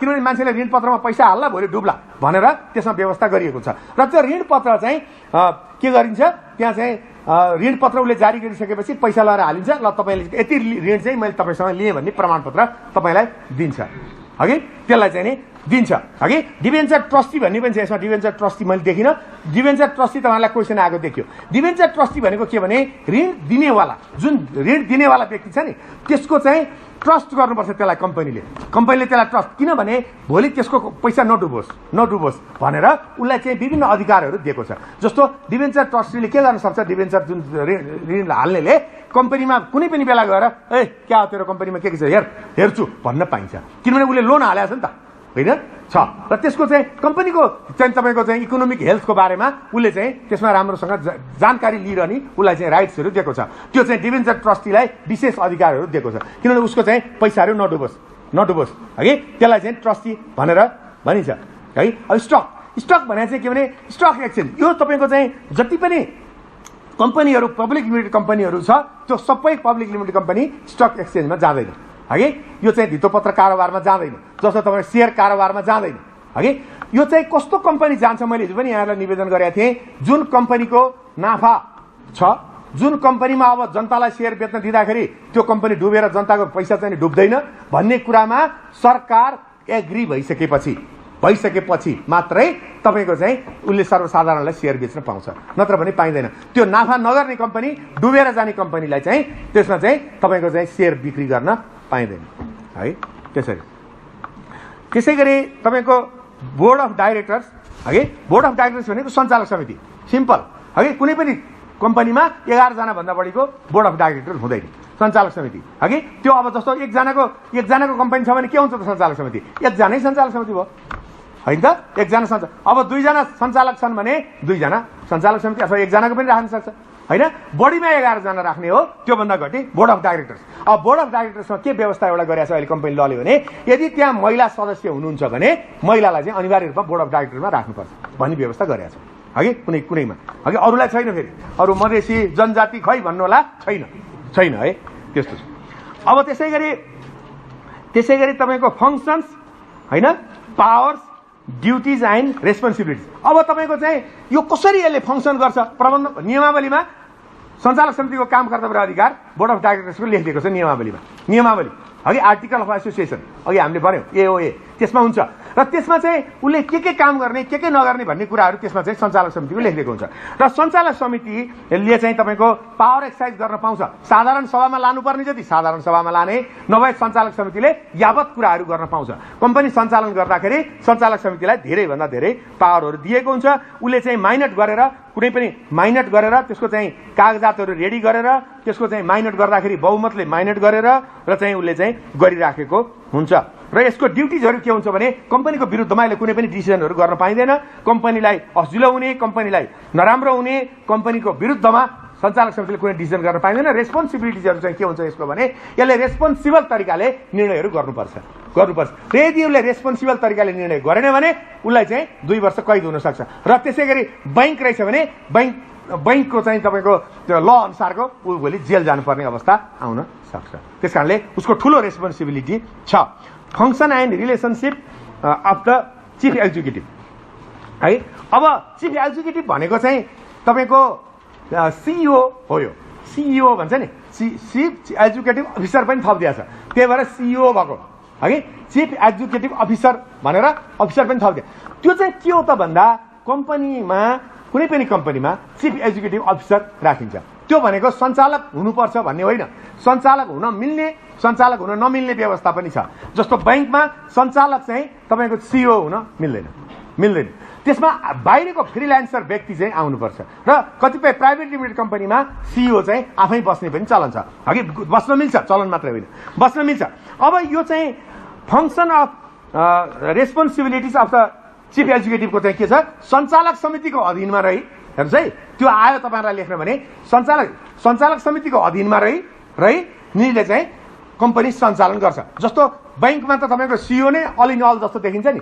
सञ्चालक समिति कहाँ छ के छ हामीलाई कसैलाई थाहा छैन नि सीईओ नै सब टप लेभलमा उही हुन्छ तपाईको 50 लाख 60 लाख नेपालमै पनि छ तलब महिनामा त्यसको हगि त्यो सीईओ बैंकको सीईओ हगि अब पढ्नु भएन हिजो तपाईले चाहिँ के भन्छ चार्टर एकाउन्टेन्ट गर्नुभयो 2 जनाले अब त्यो किन चार्टर एकाउन्टेन्ट मात्रै हुन्छ के अहिलेसम्म सिस्टम हगि लयर चाहिँ नि त्योभन्दा मुनै मात्रै हो त्यहाँ हगि कुन चाहिँ लेभल भन्दा माथि हुँदैन हैन अब तपाईको चाहिँ यसले चाहिँ के गर्छ कम्पनीलाई सञ्चालन गर्छ यसको रिलेसनशिप चाहिँ के हुन्छ भने सञ्चालक समितिले जति अधिकार दिएको छ त्यो भन्दा बढी यसले अधिकार प्रयोग गर्न पाइँदैन जनरल म्यानेजर एन्ड म्यानेजर अब जीएम कम्पनीमा जीएम हुन्छ जस्तो तपाईको सीईओ नै हुनुपर्छ भन्ने छैन सीईओ नभएको ठाउँमा जीएम हुन सक्छ जस्तो तपाईको खाद्य संस्थान एउटा कम्पनी हो त्यहाँ चाहिँ जीएम हुन्छ त्यहाँ सीईओ भन्दैन जनरल म्यानेजर भन्छ त्यहाँ हगि जीएम त्यसैगरी तपाईको एनटीसीमा पनि मलाई लाग्छ जीएम नै हुनुहुन्छ हगि जीएमै हुनुहुन्छ र त्यहाँ चाहिँ पनि जनरल म्यानेजर भनिन्छ र यो चाहिँ उस्तै पद हो उलाई पनि तपाईको सञ्चालक समितिले के अधिकार दिएको छ उले चाहिँ नि कम्पनीको तर्फमा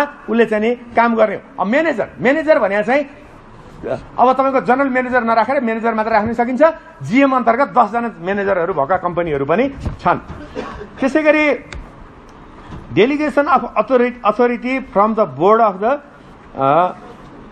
म्यानेजमेन्ट हगि अब यो चाहिँ डेलिगेसन अफ अथोरिटी भने चाहिँ के भने अधिकार प्रत्यायोजन चाहिँ बोर्डले अथवा म्यानेजमेन्टले गर्ने कुरा हो यो चाहिँ के हो भनेदेखि अघि हामीले पढ्यौं नि चीफ एक्जिक्युटिभ अथवा चाहिँ जनरल म्यानेजरलाई सञ्चालक समितिले ल यति काम गर्ने अधिकार चाहिँ तँलाई भयो ल अब कर्मचारी भर्ना गर्ने तैँले गर तिमीले नै गर चीफ एक्जिक्युटिभ तिमीले गर जनरल म्यानेजर तिमीले गर हैन यतिसम्म खर्च गर्ने अधिकार पनि तिमीलाई हो बैंक रहेछ भने 1 करोडसम्म लोन पनि तिमीले नै वितरण गर जस्तो तपाईको सीईओ लाई खास गरेर बैंकहरुमा ठूला बैंकहरुमा हामीले हेर्दाखेरि 2 करोड 4 करोड 10 करोड 20 करोड 50 करोडसम्म दिएको देखिन्छ चिफ एक्जिक्युटिभलाई तपाईको चाहिँ सीईओ लाई लोन चाहिँ नि तपाईको चाहिँ त्यो लोन दिने अधिकार चाहिँ दिएको छ हामीले देखिरहेका छौं है त्यस्तो र त्यो यो चाहिँ तपाईको के भन्छ पावर डेलिगेट गर्ने के पावर चाहिँ तपाईको के भन्छ यसलाई प्रत्याहार पावर पर अधिकार प्रत्यायोजन गर्ने हगि अधिकार प्रत्यायोजन चाहिँ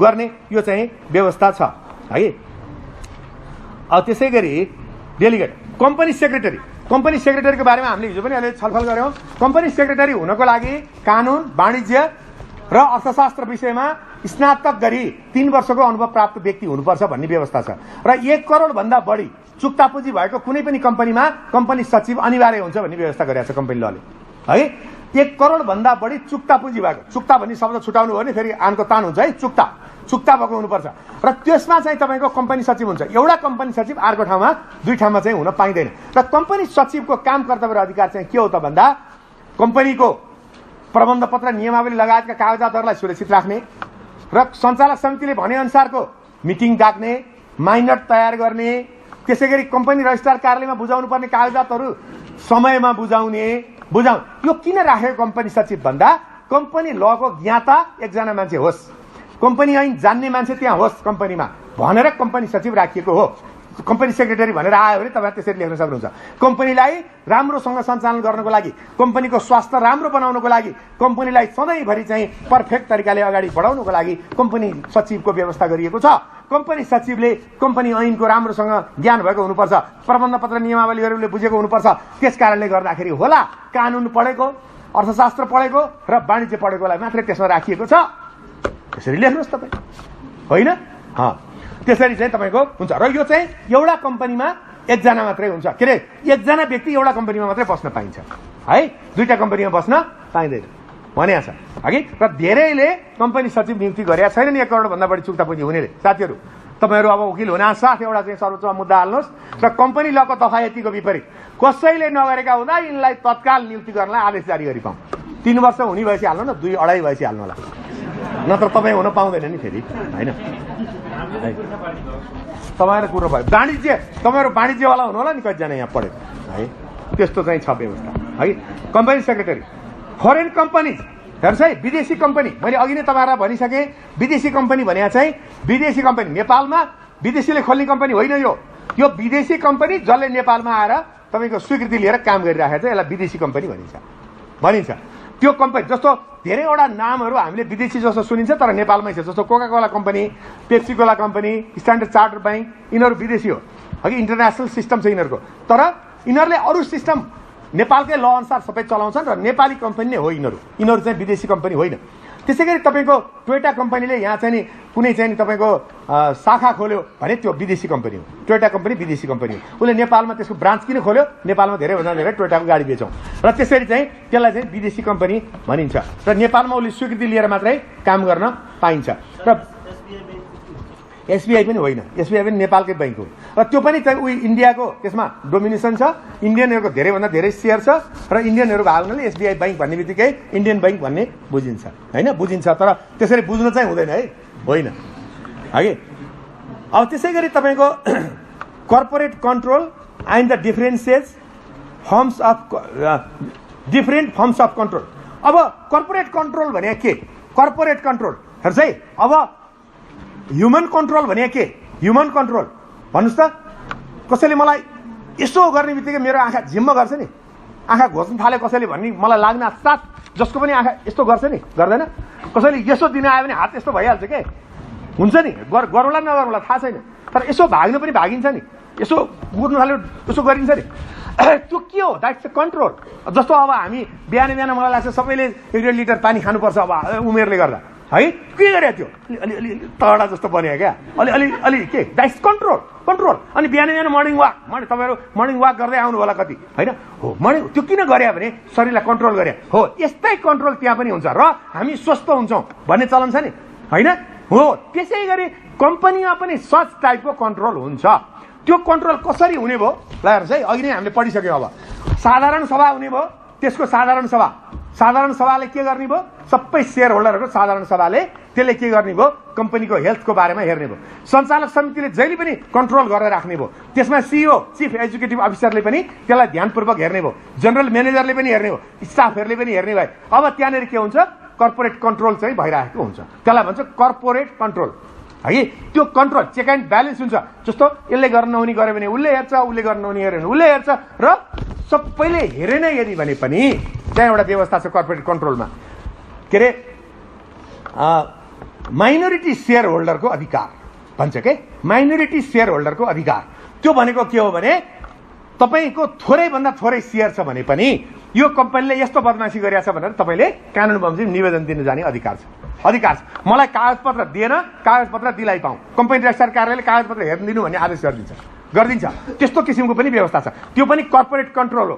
कर्पोरेट कन्ट्रोल अरूले गरेन कसैले भने कमसेकम 100 जना तपाईँको चाहिँ के अरे शेयर होल्डरमा एउटालाई त कन्ट्रोल गरौँ भन्ने लाग्ला नि त होइन। अनि उसले चाहिँ त्यसरी पनि कन्ट्रोल गर्न सक्छ। कर्पोरेट कन्ट्रोलको व्यवस्था गरिएको छ है। त्यसै गरी डिफ्रेन्ट फर्म्स अफ कन्ट्रोल। अब यो डिफ्रेन्ट फर्म त हुने नै भयो नि, विभिन्न तरिका। जस्तो कम्पनी ऐनले रेगुलेसन गर्छ, प्रबन्धपत्र नियमावलीले रेगुलेसन गर्छ होइन। त्यसै गरी त्यसका चाहिँ तपाईँको साधारण सभाले सञ्चालन यी विभिन्न तरिकाले यसलाई कन्ट्रोल गर्ने गरिन्छ है।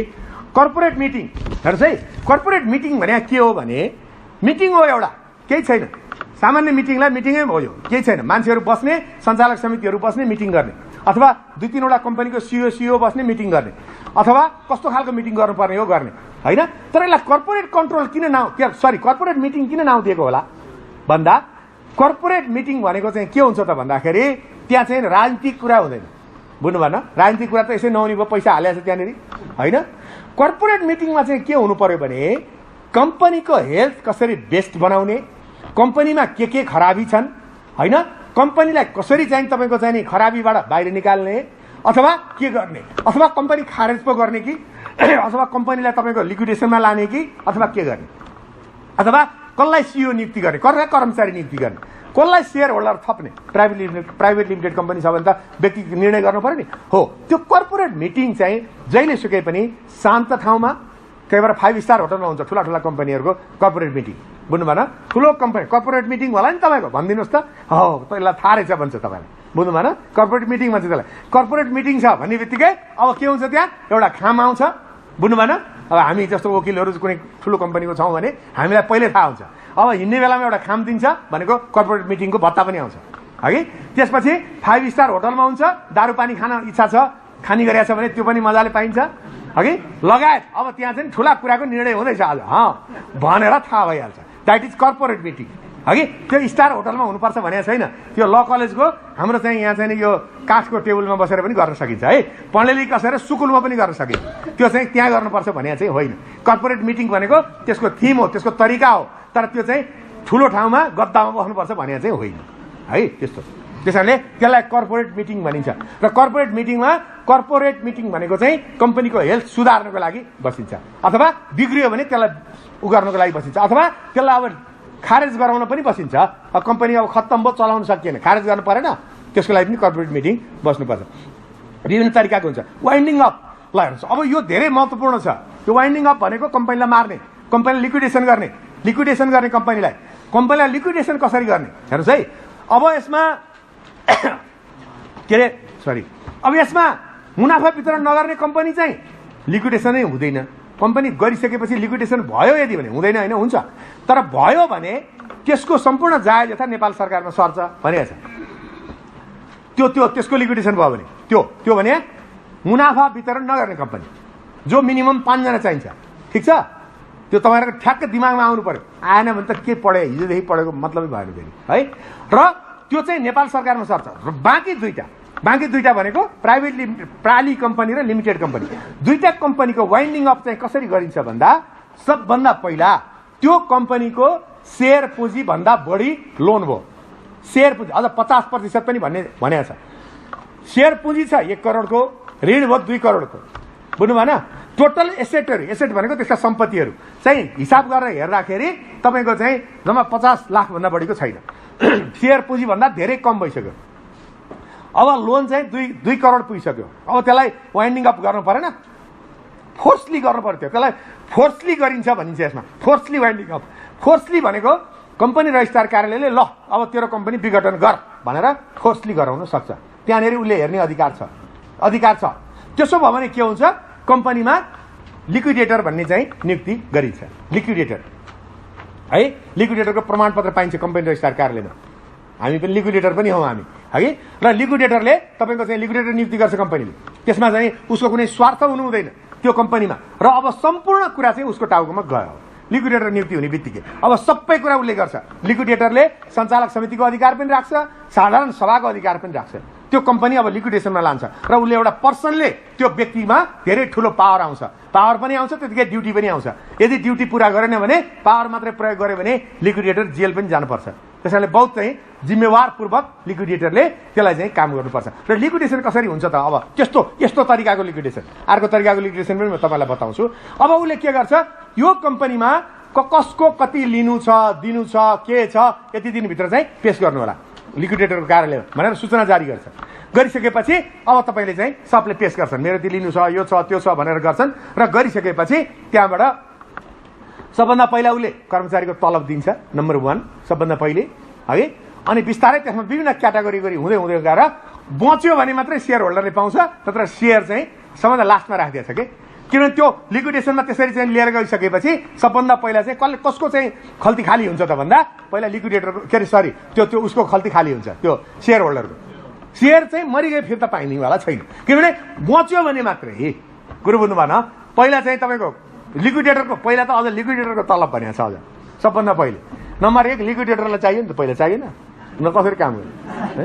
अनि पहिला त्यसपछि तपाईँको कर्मचारीको तलब इत्यादि। अनि लोन लिएका छन् कसैले भने लोनवाला, जस्तो अघि ट्रस्टी भन्यो नि, अनि डिभेन्चर ट्रस्टीका कुरा भए। बिस्तारै यसको क्याटेगोरी छ, यसमा धेरै भित्रसम्म जानु परेन। यसमा चाहिँ यस्तो खालको व्यवस्था गरिएको छ, है।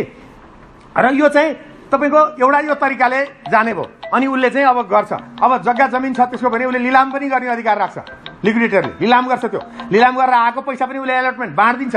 त्यो चाहिँ कसलाई बाँड्नुपर्ने हो त्यो चाहिँ क्याटेगोरी छ, त्यो अनुसारको उसले बाँडिदिन्छ। सम्पत्ति छ भने बेच्छ, इत्यादि गर्ने अधिकार चाहिँ लिक्विडेटरलाई रहन्छ। र एउटा यो तरिकाले वाइन्डिङ अप गर्ने भयो। एउटा कम्पनी बिग्रिएको कारण, कम्पनी बिग्रियो, कम्पनी भत्कियो, कम्पनी काम लाग्दैन अब भनेपछि यसलाई चाहिँ गर्ने भयो, फोर्सली गर्ने भयो। अर्को स्वेच्छाले, मैले कम्पनी त चलाएँ, अब म अमेरिका जाने, अमेरिकै जाने त छ धेरै, होइन, अमेरिका जाने, अब यो कम्पनीलाई म बन्द गरेर जान्छु, अर्कोलाई दिउँ भने भोलि के गर्छ, दिन्न, म बन्द गर्छु भने उसले के गर्नुपर्छ, त्यो कम्पनी नाफामा भएकै हुनुपर्छ। उसले यत्तिकै स्वैच्छिक रूपमा बन्द गर्न चाहिँ पाइँदैन। जस्तो त्यसमा चाहिँ नाफा भएको हुनुपर्छ, त्यसमा चाहिँ ऋण चाहिँ नि अघि मैले भने जस्तो पुँजीभन्दा बढी लोन हुनु हुँदैन, होइन, इत्यादि। त्यो कुराहरू चाहिँ यदि उसको चाहिँ सक्षम छ भने उसले त्यो खारेज गर्ने अधिकार राख्छ। र खारेज गर्नलाई उसले स्वैच्छिक रूपमा लिक्विडेटर नियुक्ति गरी पाउँ, त्यो आफैले लिक्विडेटर नियुक्ति गर्न पाउँदैन। त्यो कम्पनी रजिस्ट्रार कार्यालयमा गएर लिक्विडेटर नियुक्ति गर्नलाई माग्नुपर्छ त्यस्तो अवस्थामा। र उसले त्यसको हेल्थ हेर्छ, उसले चाहिँ त्यहाँ कम्पनी रजिस्ट्रार कार्यालयले कम्पनीमा त्यहाँ व्यक्ति पठाएर त्यो कम्पनीको हैसियत चाहिँ नि हेर्छ उसले। अनि हेरिसकेपछि ल ठिक रहेछ, यसलाई चाहिँ लिक्विडेसनमा जान दिउँ भनेर स्वैच्छिक तरिकाले पनि लिक्विडेसनमा लान पाइन्छ। र कम्पनी खोलिसकेपछि हेर्छ कति गाह्रो रहेछ, कम्पनी त खोलियो, त्यसलाई मार्न पनि सजिलोसँग पाइँदो रहेछ। तपाईँले नाफामा लानु भएन भने तपाईँले चाहिँ त्यो चिज गर्न चाहिँ नि पाउनुहुन्न। त्यसैले कम्पनी खोल्नु रमाइलो छैन, मान्छेहरू रमाइलोको लागि खोल्छन्। खोल्ने र भन्यो, खोल्ने सर खोल्ने। अनि कतिवटा कम्पनी छ तपाईँको, यो 12औं कम्पनी हो, किन खोले तपाईँले? खोले हेरौँ न नाफा होला भनेर, केही थाहा छैन बिचरा, बुझ्नुभयो? त्यो कम्पनीवाला क्या खोल्न आउने हामी कहाँ, वकिल कहाँ, कुरो बुझ्नु भएन? किनभने न उसलाई प्रोफेसनलिजम थाहा छ, न उसलाई यो कम्पनी के हो भन्ने थाहा छ। कम्पनीमा लगेर पैसा हालिदियो, झिक्यो, अनि फेरि गल्तीमा हाल्यो, खायो भन्ने मात्रै थाहा छ। कुरो बुझ्नु भएन? त्यही भएर नेपालका धेरैभन्दा धेरै व्यापार बिजनेस गर्नेहरू लुडोको खेल खेल्छन्। त्यो भनेको के भने 99 पैसा 7 मा आउँछ, एकैचोटि 3 मा आउँछ। र 79 करोड कमाएका व्यापारी एकैचोटि 3 करोडमा आएर चप्पल लाएर हिँडिरहेको तपाईँले कति ठाउँमा देख्नुहुन्छ? बुझ्नुभयो? किन नभएको भन्दा यही कम्पनी ल थाहा नभएर। र हामी जस्ता वकिल चाहिँ त्यस्ता व्यापारी, तपाईँ नै वकिल भइसकेपछि के गर्नु तपाईँलाई थाहा छ? यता आइज हस् पुच्छर हल्लाउँदै के, बुझ्नु भएन? वकिलहरू, चार्टर एकाउन्टेन्टहरू, नेपालका प्रोफेसनलहरू पनि धेरै जस्ता पुच्छर हल्लाउँदै भनेको त्यो हुन्छ नि, एउटा जात छ नि, होइन, एउटा पशु, त्यसलाई यहीँ गरेपछि पुच्छर हल्लाउँछ हो, त्यस्तै गरेर जाने। र उनीहरूले पनि पैसा दिएपछि त मेरो कर्मचारी हो, त आइज, जा, राति आइज, दिउँसो आइज, म चाहिँ नि आउँदिनँ, जाने घर भन्न सक्ने वकिल, भन्न सक्ने त्यो चाहिँ चार्टर्ड एकाउन्टेन्ट। अब चार्टर्ड एकाउन्टेन्ट तपाईँहरू हुन सक्नुहुन्न होला, वकिल चाहिँ त्यस्तो हुनुहोस् भन्ने तपाईँहरूलाई शुभकामना छ है। र यिनीहरूले नै कम्पनीलाई ठुलो बनाउने हो र कानुन नियम बमोजिम चल्यो भने मात्रै कम्पनी ठुलो हुन्छ, नत्र हुँदैन यो कुरा है। वाइन्डिङ अप यसै गरी चाहिँ कम्पनीलाई खारेज गरिन्छ साथीहरू है। यो भयो। अब suit sign proceeding and the against companies and corporations. यो स्विट भनेको चाहिँ के हो भने मुद्दा गर्ने भनेको, मुद्दा दायर गर्ने। कम्पनीहरूको विरुद्धमा मुद्दा कसरी दायर गरिन्छ भन्दा त्यो एउटा व्यक्ति सरह हो, जसले पनि मुद्दा हाल्न पाउँछ, विपक्षी बनाएर पाइन्छ। तर कम्पनीको नाउँबाट माइनोरिटी सेयर होल्डरले पनि मुद्दा गर्न पाउँछ। जस्तो कम्पनीले भोलि चाहिँ मैले जे चिज माग्दा पनि दिएन, म यसको सेयर होल्डर हुँ, सेयर प्रमाणपत्र प्राप्त व्यक्ति हुँ भनेर कम्पनीको तर्फबाट कम्पनीलाई नै मुद्दा हाल्न पाइन्छ। कम्पनीका सञ्चालकहरूलाई विपक्षी बनाएर मुद्दा हाल्न पाइन्छ र कम्पनीलाई मुद्दा हाल्नलाई केही समस्या छैन। जसैकैले पनि उसले गरेका बदमासीको लागि मुद्दा गर्ने अधिकार छ। कर्पोरेट लायबिलिटी भनेको चाहिँ के हो त भन्दाखेरि तपाईँको चाहिँ त्यो ठुलो फ्याक्ट्री छ तपाईँको, वहाँ आवाज आउने, त्यो आवाज आउने बनाउनु हुँदैन, त्यो उसको लायबिलिटी हो। त्यो आवाज नआउने बनाउनु पर्छ। सिमेन्ट फ्याक्ट्री खोल्नु भएको छ, धुलो गाउँमा पैसा साध्यै छैन, त्यो गर्न पाइँदैन, द्याट इज कर्पोरेट लायबिलिटी होइन। उसको लायबिलिटी के हो त भन्दा धुलो रोक्ने हो, बुझ्नु भएन। तपाईँको तराईमा चाहिँ तपाईँको फ्याक्ट्री खोल्या छ, पहाडमा पनि छ, अनि त्यसको त्यो ड्रेन लिएर गएर चाहिँ कहाँ हालिदिएछ, खोलामा हालिदिएछ, बुझ्नु भएन। त्यो कर्पोरेट लायबिलिटी होइन। उसको लायबिलिटी के हो, त्यो ड्रेन खोलामा लगाएर हाल्नु हुँदैन, त्यहाँको माछा मर्या छ, त्यहाँ तपाईँको चाहिँ नि विभिन्न किसिमका केमिकलहरू चाहिँ खोलामा लगाएर हालिदिएछ। कर्पोरेट लायबिलिटी भनेको के हो त भन्दा अब उसले लायबिलिटी पुरा गर्नुपर्छ। तपाईँ त्यहाँ त्यो सगरमाथा टेलिभिजन तपाईँहरू त्यो बाटोबाट हिँड्नुभयो भने याद गर्नु होला, बाहिरपट्टि हिँड्दै जाँदाखेरि एउटा सानो पोखरी छ, ठ्याक्कै बाहिरपट्टि त्यो फुटपाथमा याद गर्नु होला, पोखरी मतलब एउटा सानो बनाइदिएको छ। अनि त्यहाँ एउटा पाइप चाहिँ आइराखेको हुन्छ, जहिले पनि त्यहाँ पानी भरि हुन्छ, याद गर्नु होला। कुरो बुझ्नुभयो? के गरे त्यो मलाई के गरे यसले। अनि पछि अब हामीलाई अलिअलि कम्पनीको कुरा थाहा भयो हुनाले यो कर्पोरेट लायबिलिटी यसले पुरा गरे। अब हेर्नुहोस्, काठमाडौँमा गाई बस्तुले कहाँ गएर पानी खान्छ? खाने ठाउँ छ छैन, किनभने बागमती त्यही हो, विष्णुमती त्यही हो, पानी त कहीँ हुँदैन, हामीलाई त छैन पानी, त्यसलाई कसले दियोस्। अब तपाईँ गाई बस्तुले आएर त्यहाँ पानी खान्छ, कुरो बुझ्नु भएन, खान्छ। र कसैलाई केही हातै धुनु पर्यो भने पनि त्यो केही न केही सफै पानी हुन्छ, त्यो पनि राम्रोसँग कर्पोरेट लायबिलिटी त पुरा गरेको छैन। त्यो दिनदिनै सफा गर्नु नि बिहान, अनि नयाँ पानी हाल्नु दिनभरिमा फोहोर भए पनि केही न केही त हुन्छ नि, त्यो चाहिँ त्यसले नि गर्दैन। तर त्यस्तो चाहिँ जो पाए जस्तो धेरैवटा तराईतिर हामी जाँदाखेरि के देखिन्छ, बाहिरपट्टि एउटा चाहिँ धारा राखिदिएको हुन्छ फ्याक्ट्रीले, तपाईँको कम्पाउन्ड हुँदा बाहिर एउटा धारा राखिदिएको हुन्छ, 24 घण्टा त्यो धारामा पानी आउँछ र मान्छेहरू गाउँभरिका गएर पानी थाप्छन्। That is corporate liability. त्यो तपाईँको चाहिँ फ्याक्ट्रीवालाले धारा राखिदिने हो र, धारा राख्नु खोल्या हो र, तर उसले जनताको लागि लायबिलिटी पुरा गर्छ। कुरो बुझ्नु भएन। कति ठाउँमा तपाईँको चाहिँ त्यहाँनिर हेर्नुहोस् न, त्यो के भन्छ फुलहरू लगाइराखेको छ नि ब्याङ्कहरूले, अब ब्याङ्कले फुल किन लाउने, त्यहाँ बैङ्कको नाउँ लेखिदिएको हुन्छ, कस्तो राम्रो काम गरेछ यो बैङ्कले, कस्तो राम्रो चाहिँ गार्डनहरू बनाइदियो, सहरमा हुन्छ नि हो त्यस्तो खालको। त्यो चाहिँ कर्पोरेट लायबिलिटी हो। र कर्पोरेट लायबिलिटी चाहिँ के हुन्छ त भन्दा आफ्नो कम्पनी सञ्चालन गर्दा जनताको अनुकूल हुने गरी त्यो चाहिँ सञ्चालन गर्नुपर्छ। त्यसै गरी सोसल रेस्पोन्सिबिलिटिज अफ कम्पनी। अब हेर्नुहोस्, कर्पोरेट लायबिलिटी त एउटा कर्पोरेट लायबिलिटी अनिवार्य पनि हुन्छ, स्वैच्छिक पनि हुन्छ कर्पोरेट लायबिलिटी। अब सोसल रेस्पोन्सिबिलिटी हुन्छ कम्पनीको भनिन्छ के। अब सोसल रेस्पोन्सिबिलिटी भनेको के हो भने, तपाईँ त्यहाँ स्वस्तानी माताकोमा जानुभएको थियो भने त्यहाँ चाहिँ खुब धेरै चाहिँ मान्छेले पानी खुवाइरहेको थियो यो साल, त्यहाँ हामी जाँदाखेरि देखेको अघि। त्यो कर्पोरेट उसले चाहिँ के सोसल रेस्पोन्सिबिलिटी, म यस्तो यस्तो ठुलो ठुलो मान्छे जम्मा भयो बेला पानी त खुवाइदिउँ, म खुवाइदियो, कसैले के गर्यो विभिन्न कम्पनीहरूले गरिरहेको हुन्छ। यो भनेको चाहिँ के हो त भन्दा कम्पनीको social liability, social responsibilities of company. कम्पनीको चाहिँ सोसल रेस्पोन्सिबिलिटिजहरू कम्पनीले चाहिँ बियर गर्नुपर्छ भन्ने कम्पनीमा लेखिएको छ। यो के हो त भन्दा उसले अनिवार्य रूपमा गर्ने नगर्ने होइन, उसले करोडौँ कमाछ उसले करोडौँ कमाछ, करोडौँ कमाउँदै तपाईँको चाहिँ नि कहाँ कहाँ पुगेको छ, केही न केही त उसले जनताको लागि त गर्नुपर्ने नि त हगि। त्यस कारणले चाहिँ त्यसको लागि यो व्यवस्था गरिएको छ। र यो चाहिँ त्यही मैले भने नि त्यो त्यो त्यो त्यो त्यस्तै खालको यहाँ चाहिँ गरिदिने हो भने मान्छेले भन्छ नि छतमा एउटा कचौरामा पानी चाहिँ राखिदिनुहोस्। हेर्नुहोस् मान्छेलाई कति गल्ती गरियो होला, कतिलाई नराम्रो पनि गरिएको छ होला हगि, तर एउटा त्यो राखिदिनु एउटा यत्रो भाँडामा पानी के छत, सबका छत घरवाला जतिको त छत छ नि होइन, घरवाला नहुनेको त माथि जानै दिँदैन थियो, ढोका लगाइदिएको छ होइन, त्यो गाह्रो छ। तर अब छतवाला जतिले त एउटा छतमा राखिदिनु न, कौवा आउँछ पानी खान्छ, अरे त्यति गरिदिउँ यार, त्यति गरिदिउँ न, केही जाँदैन के, मनमा आनन्द आउँछ, अरे कौवाले पानी खायो, ठिकै छ। दिट इज कर्पोरेट लायबिलिटी के कुरो बुझ्नुभयो, यही हो कर्पोरेट लायबिलिटी, बुझ्नु भएन। त्यो चाहिँ अब मैले भने चाहिँ व्यक्तिगत कुरा भने, तर त्यो चाहिँ कर्पोरेसनले गर्ने भयो, तपाईँको इनकर्पोरेसन भएको कम्पनीले गर्ने भयो। अब हामीले एउटा छत पानी राखे जस्तो उसले ठुला ठुला कामहरू गर्न सक्छ नि, होइन? जस्तो तपाईँको फुटबल खेलाडीहरूलाई तपाईँको चाहिँ के छ भने पैसा लगानी गर्छ, फुटबल खेलाडीहरूलाई विश्वमा ठुला ठुला कम्पनीहरूले गर्छ। त्यो किन गरेको भन्दा दोहोरो फाइदा छ उसलाई। एउटा कम्पनीको प्रचार भयो, तपाईँको ठुलो चाहिँ अब चाहिँ आउँदैछ नि हाम्रो चाहिँ विश्वकप आउँदैछ होइन, अब हेर्नु होला त्यहाँ जहाँनिर क्यामेरा जान्छ भित्तामा यत्रो ठुलो चाहिँ खुट्टा यत्रो लम्बसार भएको कोका कोला लेखिरहेको छ, सीको खुट्टा यत्रो लामो लम्बसार छ नि, सी गरेर लेखे होइन हो। अब के हो त्यो कोका कोला जतिखेर हेरिरहनुपर्छ, मेसीले गोल हाने हेऱ्यो कोका कोला हेर्नुपर्छ है हो। अब के भयो उसले त्यहाँ लगानी पनि गर्यो, त्यो त्यो त्यो व्यक्तिहरूलाई के भयो तपाईँको चाहिँ खेलाडीहरूलाई राम्रो पनि भयो, पैसा पनि आयो, उनीहरू विश्वका धनी पनि भइसक्यो नि त खेलाडीहरू त वर्ल्डका होइन। त्यस कारणले गर्दाखेरि दिस इज कर्पोरेट लायबिलिटी, यो इन्टरनेसनल नेसनल यो चाहिँ नि हुन्छ। र कर्पोरेट लायबिलिटी भन्ने कुरा तपाईँ कम्पनीवालालाई सोध्नुहोस्, कर्पोरेट लायबिलिटी पनि हुन्छ नि, तपाईँले केही त गर्नुपर्छ नि। पैसा कमाउनु खोले कम्पनी चुप भन्छ, खोलेर हेर्नुहोस्, तपाईँकै घरमा बाले कम्पनी खोले होला, सोध्नुहोस् त यस्तो हुन्छ भन्ने कुरा उसलाई थाहै छैन। कुरो बुझ्नुभयो? उहाँलाई बा भने हुनाले है। अब त्यसपछि वर्कर्स पार्टिसिपेसन इन म्यानेजमेन्टमा वर्करको पार्टिसिपेसनको पनि व्यवस्था गरिएको छ। त्यो भने के भने म्यानेजमेन्ट भनेको चाहिँ तपाईँको त्यो म्यानेजमेन्ट भनेको सञ्चालक समिति मात्रै हुँदैन, कम्पनी सञ्चालन गर्ने व्यक्तिहरूको चाहिँ एउटा म्यानेजमेन्ट टिम हुन्छ। त्यो म्यानेजमेन्ट टिममा चाहिँ वर्करहरूलाई पनि त्यहाँ चाहिँ एउटा चाहिँ स्थान दिएको हुन्छ र दिनै पर्छ भन्ने कुरा अनिवार्य व्यवस्था भएको छैन। तर यो चाहिँ के हो त भन्दा यो वर्करहरू त्यहाँ गएर बस्यो भने के हुन्छ, वर्करहरूका दुःख सुख समस्याहरू पनि उसले भन्ने भयो। वर्करकै हातमा हुन्छ सबै कम्पनी, किनभने वर्करले राम्रोसँग काम गरिदियो भने कम्पनी राम्रो हुन्छ। त्यस कारणले गर्दाखेरि वर्करलाई लिएर गएर म्यानेजमेन्ट राख्ने चलन छ।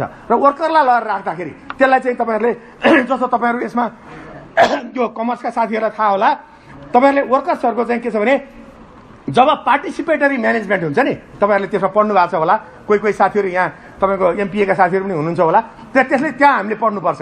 त्यहाँ के भनेर लेखिएको छ भने तपाईँको चाहिँ म्यानेजमेन्ट भनेको जहिले पनि के हुनुपर्छ, पार्टिसिपेटरी हुनुपर्छ, अनि मात्रै त्यो कम्पनी चाहिँ राम्रो हुँदै जान्छ। त्यसैले पार्टिसिपेटरी म्यानेजमेन्टको लागि वर्करहरूका हरेक दुःख सुखहरू त्यहाँ पुर्याउनको लागि त्यो चाहिँ के छ भने वर्करहरूलाई पनि म्यानेजमेन्टमा राखिनुपर्छ र राखिँदाखेरि राम्रो हुन्छ भनेर हामीले भन्न सक्छौँ। र अर्को एउटा कुरा यसमा रहन्छ, तपाईँहरूलाई क्वेसन आएको देखिन्छ, के देखिन्छ भने के अरे एक्सपर्ट के शब्द छ, मैले क्वेसनमा हेरेको थिएँ एउटा सञ्चालक, स्वतन्त्र सञ्चालक है, यो यहाँ तपाईँको रहन्छ। स्वतन्त्र सञ्चालक पनि सञ्चालक समितिमा राख्न मिल्छ भन्ने व्यवस्था गरिएको छ है। अब स्वतन्त्र सञ्चालक हुनलाई उसलाई विशेष योग्यता उसको पनि तोकिएको छ। स्वतन्त्र सञ्चालक हुनलाई कमसेकम त्यसले ब्याचलर गरेकै हुनुपर्छ र स्वतन्त्रता पर ऊ त्यहाँको सेयर होल्डर हुनु हुँदैन र ऊ त्यो कम्पनीको केही पनि हुनु हुँदैन, त्यो मान्छे पनि त्यहाँको सञ्चालक हुन सक्छ। अहिले स्वतन्त्र सञ्चालकको सिस्टम आएको छ। यो किन गरेको त भन्दा कम्पनीमा स्वतन्त्र सञ्चालक गएर बस्यो भने त्यसले चाहिँ स्वतन्त्रतापूर्वक आफ्ना कुराहरू भन्देला होइन, कर्पोरेटमा यसरी काम गर्नुहोस् यसरी गर्नुहोस् भनेर कुनै एउटा एक्सपर्टलाई लिएर गएर राख्नको लागि स्वतन्त्र सञ्चालनको व्यवस्था गरिएको छ। अब हामी नजिरमा गयौँ, नजिरको नम्बर 1 मा के छ भने भूमिनन्द भर्सेस कम्पनी रजिस्ट्रारको कार्यालय। भूमिनन्दन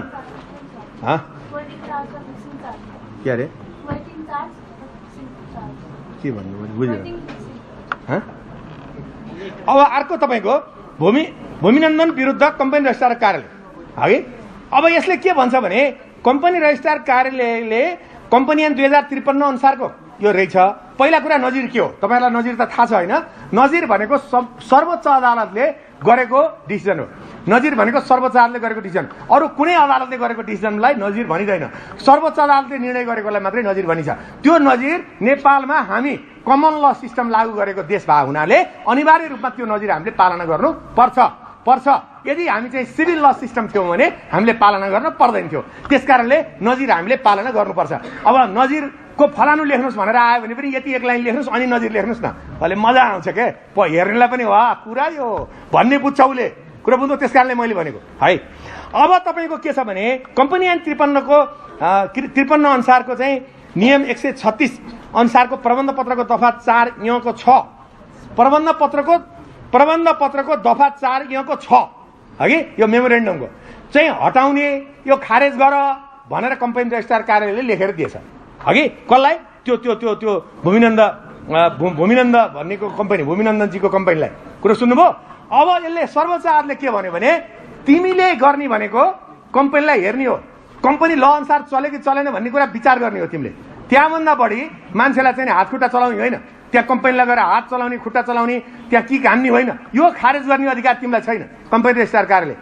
त्यसकारणले यो चाहिँ कम्पनी भनेको आफै सक्षम छ, कम्पनी भनेको आफै गभर्नमेन्ट सरहको काम गर्छ, उसले कानुन विपरीत जब गरेका छैन भने तिमीले यो जुन दफा खारेज गर्ने भनेर भन्यौ त्यो गलत छ भनेर सर्वोच्च अदालतले कम्पनी रजिस्ट्रार कार्यालयले गरेको निर्णयलाई खारेज गरिदियो। यही यो नजिरको यति मकसद हो। कुरो बुझ्नुभयो? अब यसमा के छ भने एउटा क्वेसन आएको देखियो। के क्वेसन आएको देखियो भने तपाईँको के डेसिडेन्सी भन्ने छ एउटा, होइन? एउटा के पोर्साली कहिले आएको छ हगि, एउटा के डेसिडेन्सी भनेर यही ठ्याक्कै यही नजिर आएको छ हगि। यसमा तपाईँको त्यो भने के भने यो उसको सिद्धान्त तपाईँको चाहिँ के छ भने सन्तुलनको सिद्धान्तसँग यो कुरा सम्बन्धित छ। यो भने के भने सन्तुलनको सिद्धान्त, जस्तो सर्वोच्च अदालतले कुनै निर्णय गर्यो भने सर्वोच्च अदालतमा अङ्कुश कसले लाउन सक्छ? संसदले लाउन सक्छ। संसदले गलत गर्यो भने सर्वोच्च अदालतले उसलाई अङ्कुश लाउन सक्छ। सरकारलाई पनि त्यति नै अधिकार हुन्छ, तीनटा हुन्छ। त्यो व्यवस्थापिका, कार्यपालिका र न्यायपालिका भने जस्तै यहाँ पनि के हुन्छ, कम्पनी रजिस्ट्रार कार्यालय, कम्पनी स्वयं उनीहरूलाई चाहिँ चेक एन्ड ब्यालेन्सबाट जानुपर्छ, एउटाले अर्कोलाई हस्तक्षेप गर्न मिल्दैन भन्ने सिद्धान्त यसमा चाहिँ लागू भएको छ। अर्को दोस्रो, केबुल एन्ड प्लास्टिक, यसको भर्सेस उद्योग विभाग भएको, यसले चाहिँ पदावधि समाप्त भएपछिको बैठकमा स्वतः गैर कानुनी हुन्छ कम्पनी ऐन 2021 दफा 144 बमोजिम भनेको छ। यसले के भनेको छ भने केबुल एन्ड प्लास्टिक कम्पनीमा के भएछ भने त्यो मान्छेहरू चाहिँ सञ्चालकबाट हटिसकेपछि पनि सञ्चालक समितिको बैठकमा सही गरेको देखियो। त्यो कानुन बमोजिम ऊ हटिसकेपछि गरेको निर्णय चाहिँ खारेजै हुन्छ है, यो चाहिँ यसरी गर्न मिल्दैन भन्ने चाहिँ यो यो यो यो नजिरको मकसद हो। अर्को तेस्रो, पीयूषराज पाण्डे विरुद्ध कर कार्यालय काठमाडौँ, कम्पनीको काम कारोबारबाट एमडीको सम्पत्ति रोका हुँदैन। जस्तो के गरेछ यसमा भने पीयूषराज पाण्डे विरुद्ध कर कार्यालय, कर तिर्नु पर्थ्यो, तिरेन, नतिरिसकेपछि कर कार्यालयले के गरेछ, म्यानेजिङ डिरेक्टरको सम्पत्ति रोका गरिदिएछ। अब के हुन्छ यसमा सिद्धान्त भने यसमा लिमिटेड लायबिलिटीको सिद्धान्त यो नजिरमा लागू भएको देखिन्छ। लिमिटेड लायबिलिटी भन्ने बित्तिकै तपाईँले यो तेस्रो नजिर लेखिदिनु भयो भने सुनमा सुगन्ध हुन्छ, किनभने तेस्रो नजिर जुन पीयूषराज पाण्डेवाला छ नि त्यहाँ चाहिँ लिमिटेड लायबिलिटी भने तपाईँलाई सर्ट नोट आयो अथवा लामो क्वेसन आयो भने त्यहाँनिर तपाईँले के गर्न सक्नुहुन्छ, पीयूषराज पाण्डे विरुद्ध कर कार्यालय काठमाडौँ भएको फलाना मुद्दामा त्यहाँ चाहिँ के छ भनेदेखि कम्पनीको एमडीको चाहिँ उसले कर तिरेन कम्पनीले भनेर एमडीको सम्पत्ति रोका गर्न पाइँदैन भन्ने व्यवस्था गरेको छ। त्यसकारणले लिमिटेड लायबिलिटी नेपालमा पनि कुनै न कुनै हदमा छ भनेर लेख्न सक्नुहुन्छ। अब अर्को चौथो, प्रकाश बहादुर सिंह विरुद्ध नेपाल सलाई कम्पनी प्राली, कम्पनीको सेयर चल सम्पत्ति सरह हक छाड्न र धितो बन्धक दिन हुने। यसमा के भन्छ भने कम्पनीको सेयर राखेर पैसा पाइन्छ हगि, त्यो चाहिँ अब त्यो बेलामा तपाईँको नपाउने भनेर भनिएको रहेछ, तर सर्वोच्च अदालतले के भन्यो, कम्पनीको सेयर राखेर धितो बन्धक राख्ने, लोन लिने, यो सबै अधिकार चाहिँ चल सम्पत्ति सरह गर्ने अधिकार चाहिँ सम्बन्धित व्यक्तिलाई हुन्छ है भनेर चाहिँ यो चाहिँ गरिएको नजिर हो। त्यसै गरी प्रकाश श्रेष्ठ समेत विरुद्ध प्रधानमन्त्री तथा मन्त्री परिषद कार्यालय, कर्मचारीको अस्थायी म्यादी करार, यो चाहिँ विद्युत प्राधिकरणसँग सम्बन्धित विषय रहेछ। यसमा के छ भने अस्थायी म्यादी करारमा पनि विनियमको 22(1) अनुसार बमोजिम रित पुर्याइ गर्नुपर्छ। सिजनल कर्मचारीलाई काम लगाएकोलाई अन्यथा भन्न मिल्दैन। के छ भने यो चाहिँ कर्पोरेटमा कम्पनीमा कानुन बमोजिम तपाईँले जुन कानुन बनाउनु भएको छ त्यो कानुन कम्पनी ज्यू तपाईँले मान्नुहोस् भन्ने कुरा हो। यो कम्पनी ज्यू किन भनेको भने कहिले कहिले नमान्नेलाई ज्यू भन्ने गरेको छ, मिस्टर भन्छौँ नि हामी, हो त्यस्तै कम्पनीले चाहिँ मान्नुपर्छ, तिमीले यदि कानुन नियम बनाइसकेपछि तिमीले चाहिँ मान्नुपर्छ भन्ने चाहिँ कुरा हो। यो अर्को, पुरुषोत्तम आचार्य विरुद्ध तपाईँको बोरिसेन्ड कम्पनी, बोरिसेन्ड रेस्टुरेन्ट प्राली, कम्पनीको नाममा खरिद गरिएको लागि व्यक्तिको भन्न नमिल्ने, सबै सञ्चालकले दस्तखत गरे। अब जस्तो यसमा एउटा के देखियो भने त्यो पुरुषोत्तमजीले चाहिँ यो सम्पत्ति मेरो हो कम्पनीको होइन भनेर मुद्दा हाल्नु भएको रहेछ, तर उसले के भन्यो भने कम्पनीको नाममा खरिद गरे हुनाले पुरुषोत्तमजी यो तपाईँको हुँदैन, यो कम्पनीको हुन्छ भन्ने चाहिँ व्यवस्था हो। त्यसै गरी सूर्यनारायण दास विरुद्ध दुग्ध विकास संस्थान, कर्मचारी सम्बन्धी निर्णय संस्थानले गर्ने श्री 5 को सरकारले उचित प्रबन्धन मात्रै मिलाउने हो। कर्मचारी सम्बन्धी निर्णय चाहिँ सम्बन्धित संस्थानले गर्ने हो, नेपाल सरकारले भनेर हुँदैन।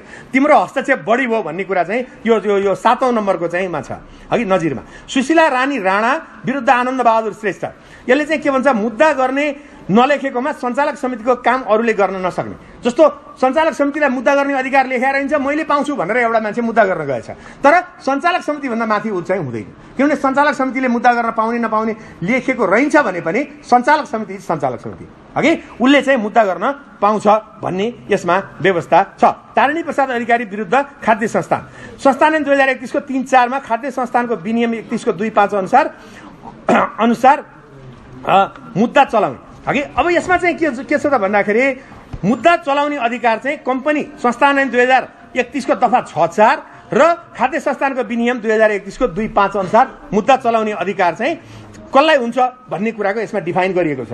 यसको चाहिँ मुख्य व्यक्तिलाई मुद्दा चलाउने अधिकार हुन्छ है। त्यसमा चाहिँ मुद्दा चलाएर जस्तो फिराद पत्र कसले लेखेर हाल्ने त, कम्पनीको फिराद पत्र कसले हाल्ने त भन्दाखेरि यसलाई अधिकार छ है भन्ने व्यवस्था यसमा गरिएको छ। र लास्टमा त्यहाँ तेजराज पन्त लेखेको तपाईँहरूकोमा टिजे लेखेको छ, टी के रहेछ त्यो चाहिँ त्यत्रो ठुलो चाहिँ सिलेबसमा पनि गल्ती रहेछ। मैले त्यो तपाईँको चाहिँ सर्वोच्च अदालतमै हेरेँ। यो चाहिँ के छ भने टेकराज पन्त हो, यो लास्टको नजिर टेकराज पन्त विरुद्ध टिसिएन भनेको the timber corporation of Nepal है। यसले के भन्छ भने जुन टेकराज रहेछ है, टेज होइन, जुन ऐन अनुसार संस्थानको जुन ऐन अनुसार संस्थापित हुने हो सोही अनुसार संस्थापित हुन्छ। कम्पनी ऐन 2021 को दफा यतिले सरकारी आदेश मान्नुपर्छ, तर चाहिँ नि आदेश नदिएको। यसमा के भन्छ भने कम्पनी ऐन अनुसार र यसमा चाहिँ तपाईँको कम्पनी ऐन 2021 अनुसार संस्थापित टिसिएनलाई नेपाल सरकारले गर्नुपर्ने हस्तक्षेप बढी भयो भन्ने कुरा पनि यसमा हो। त्यसकारणले गर्दा अब यसमा के बुझिन्छ यो टोटल नजिर तपाईँहरूलाई किन यो राखिदिएको रहेछ भने कम्पनीमा चाहिँ मान्छेहरूले बदमासी धेरै गर्न नसकुन् भनेर यो चाहिँ गरिएको रहेछ। अब म तपाईँहरूलाई के भन्छु भने हाम्रो टाइम चाहिँ हुँदैन, टाइम धेरै कम हुन्छ। साथीहरू धेरैजना साथीहरूले फोन गर्नुहुन्छ 9851060091 मेरो टेलिफोन नम्बर हो। 60091 हामी वकिलको सार्वजनिकै हुन्छ अघि, हाम्रो त त्यो कार्डमै हुन्छ अघि 9851060091 अघि। तर म तपाईँहरूलाई यति निवेदन गर्छु, हामी चाहिँ धेरै व्यस्त हुन्छौँ अघि, यति चाहिँ पनि निवेदन सँगसँगै गर्छु। तैपनि त्यो कुरा अब धेरै विद्यार्थी साथीहरू 1 घण्टा आधा घण्टा क्लास भन्नुहुन्छ, अब त्यो सकिँदैन। हामी यही दुई घण्टा गर्न पनि धेरै गाह्रो छ। र तपाईँहरूले मेरा कुरा सुनिदिनु भयो, धेरै धेरै धन्यवाद छ। जाँचमा पास गर्न शुभकामना।